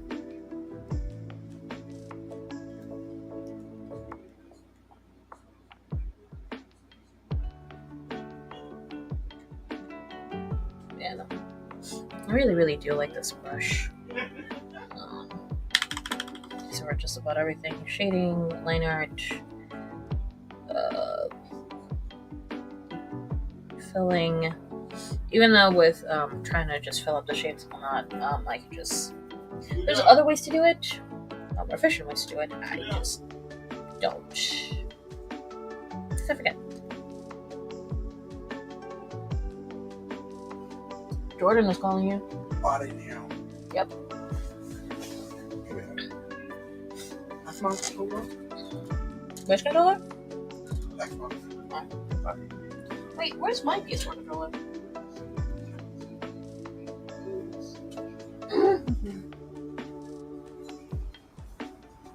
If not, I'll just use the bad controller that's right there. Because if I'm gonna play Hades 2, no way in hell am I playing with mouse and keyboard. It felt weird that one time. Also, I could just make it the same color as her lips. Her lips could be the same color as Lauren. Yeah, that looks about right.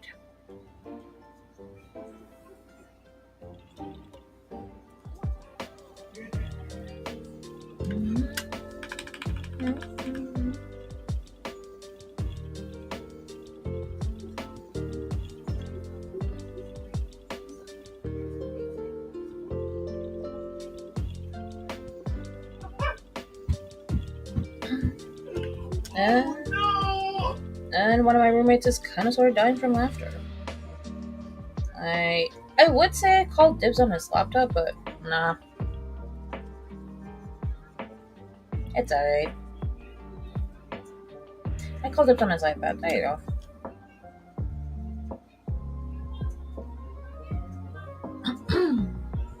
And you're getting a better one, so no. I guess you're right.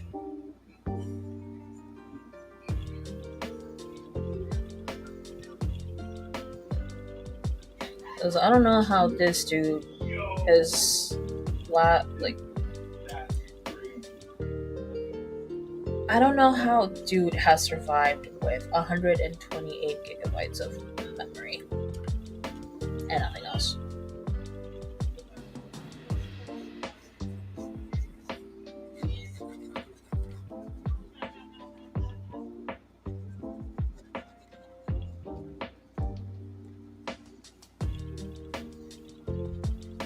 I'm probably saying this as someone who actually uses their laptop pretty often.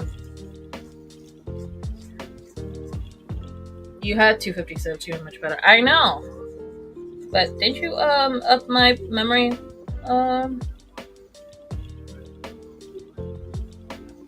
Like, didn't you actually upgrade my laptop as much as possible? Well, last I checked. Well, actually, no, I think my roommate did get an upgrade, but it wasn't that much.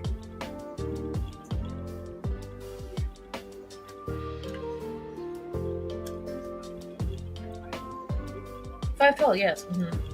Gonna get your new laptop rolling 2 terabytes. Wait, really? Is it gonna have that much?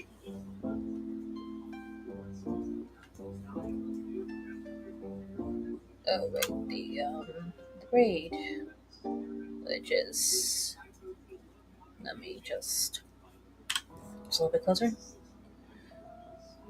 Gonna get one as a M2 NVMe, other as a standard SSD. Oh, gotcha. Bro, I don't know what the fuck is happening. I'm constantly, like, almost every 30 minutes I get ads. What the fuck? Like, for real? I'm on an ad break right now. That's... I'm gonna look through my, You know, I generally need to look through, the Twitch thing, because I could have sworn I disabled it. So I'm trying to find, like, a better image of the grades.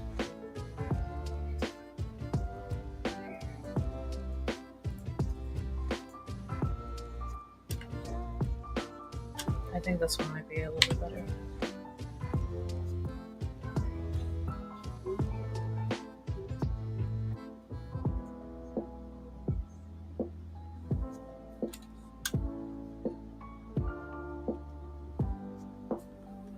I might change the hue of this particular eye, but not right now.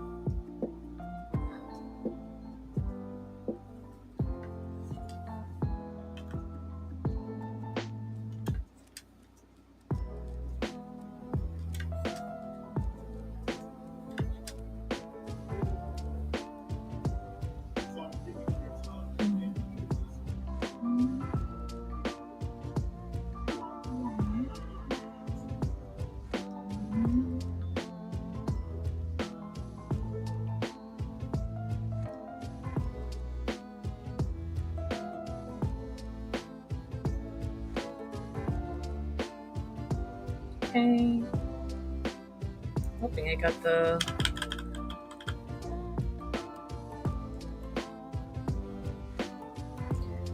You know, he's hoping I got the correct sequence of colors. Like, I hope that it's consistent with, all of with the Silver Sisters.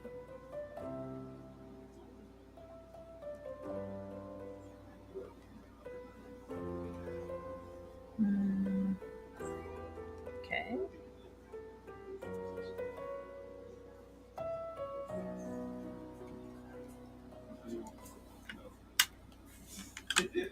Okay, let me actually check right now how the Twitch ads like set up, because unless something changed on its own, monetization ads. Welcome to the new ads manager. How many? No. Okay, yeah, no, they reset it my shit. Because run a 2.5 minute ad break every 15 minutes. On a 3 minute ad break every 60 minutes.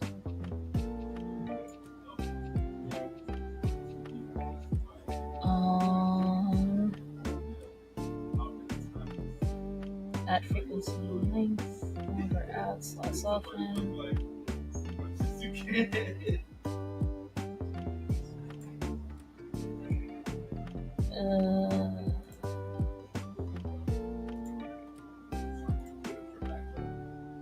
There's that delay. I'll just lose ads, ad free rewind.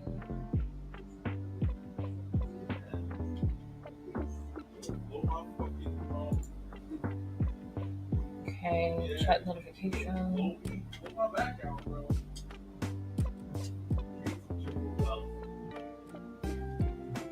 Okay, how I set the ads up. How many minutes of video ads do you want to run per hour? I set it up to 30 seconds. And then at frequency and length, I set it up as manual to run a 30-minute break, 30-second break every hour. And then I put in as in a chat notification to when an ad break is about to start. And the first ad delay is just 2 minutes.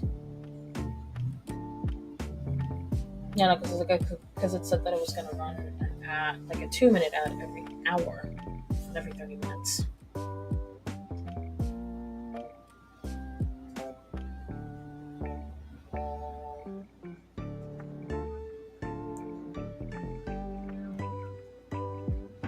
Yeah, this is ridiculous.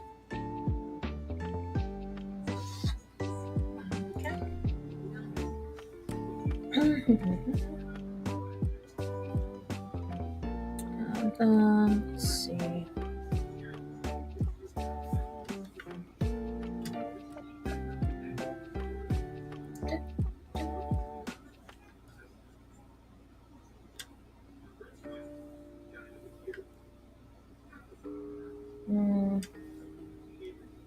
Yeah, I guess I need to change the dress color to like an orange as opposed to this yellow that's going on. Actually, let me pick the one from over here. Nope. Maybe this one.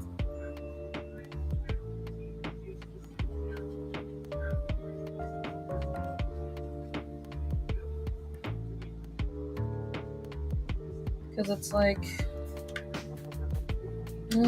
actually, I'll pick the middle shade. I think this one seems to be more accurate as to how the dress is supposed to look like, and never mind.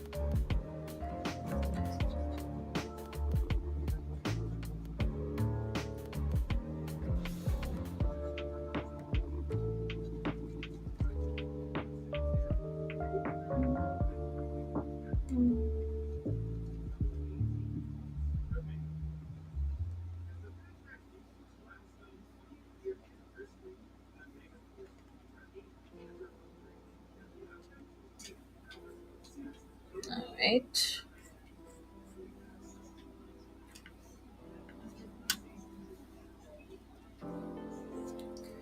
Now I can actually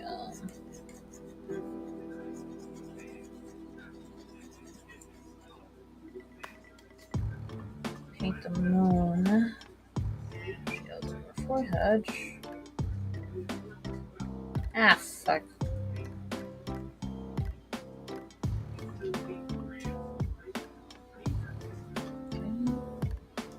And then, yeah, it seems to be like the same shade of red around the lower reef, but I'm gonna color that in its own layer.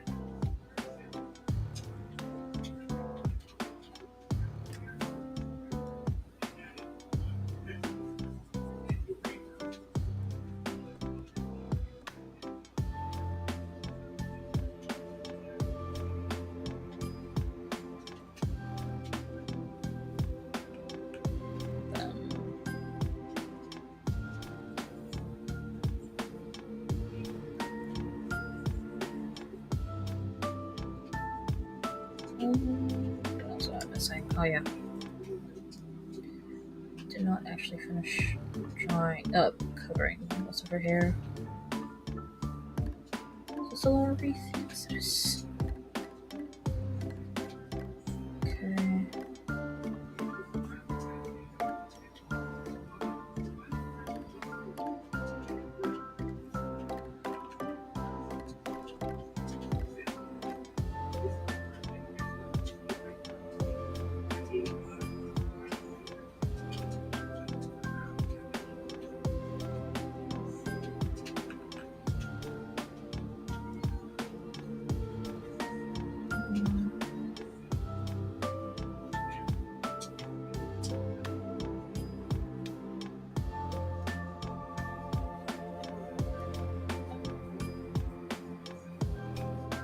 Right.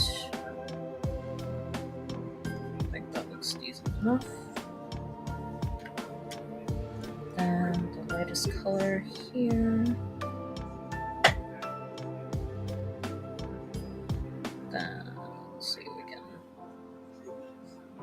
recreate the same gradient we got going on this wreath.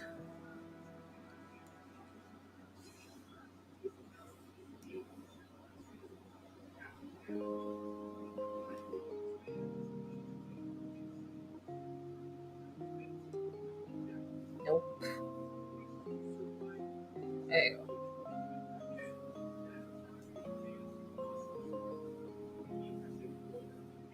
Then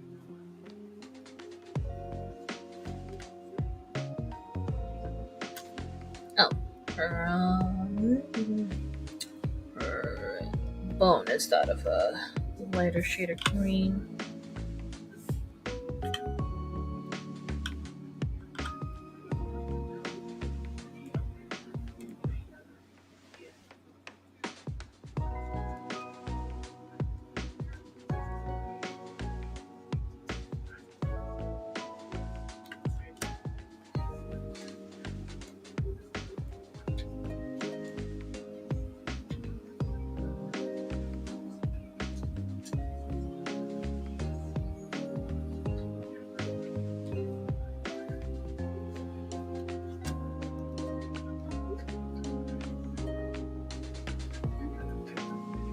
Oh, that's right, I forgot her feet. They're also feet are supposed to be a completely different color compared to the rest of her body.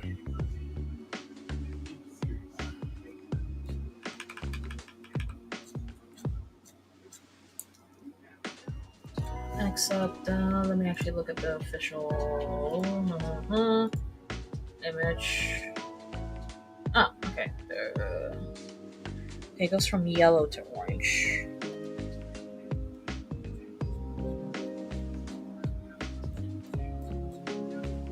Which I might just use a softer brush for this, but I'll see. Let's see if it looks good with this brush. I don't think so. No. So let me use a softer brush.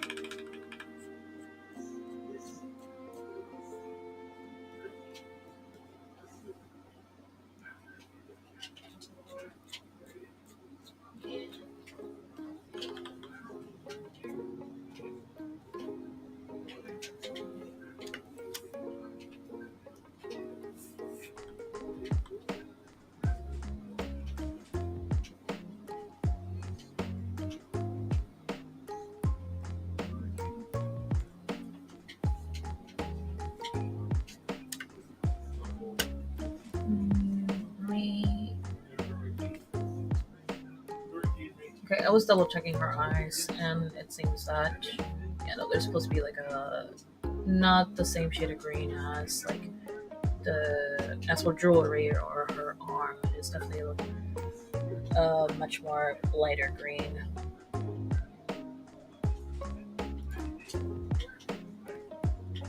So just mix a touch.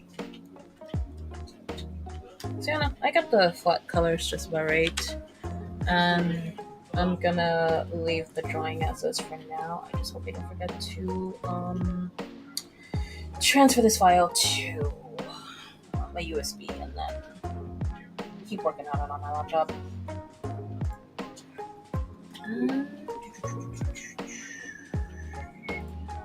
Let me close the window. And then, like I said, I'm just gonna do a quick run of Hades 2. But going to end the stream on YouTube because what you call it?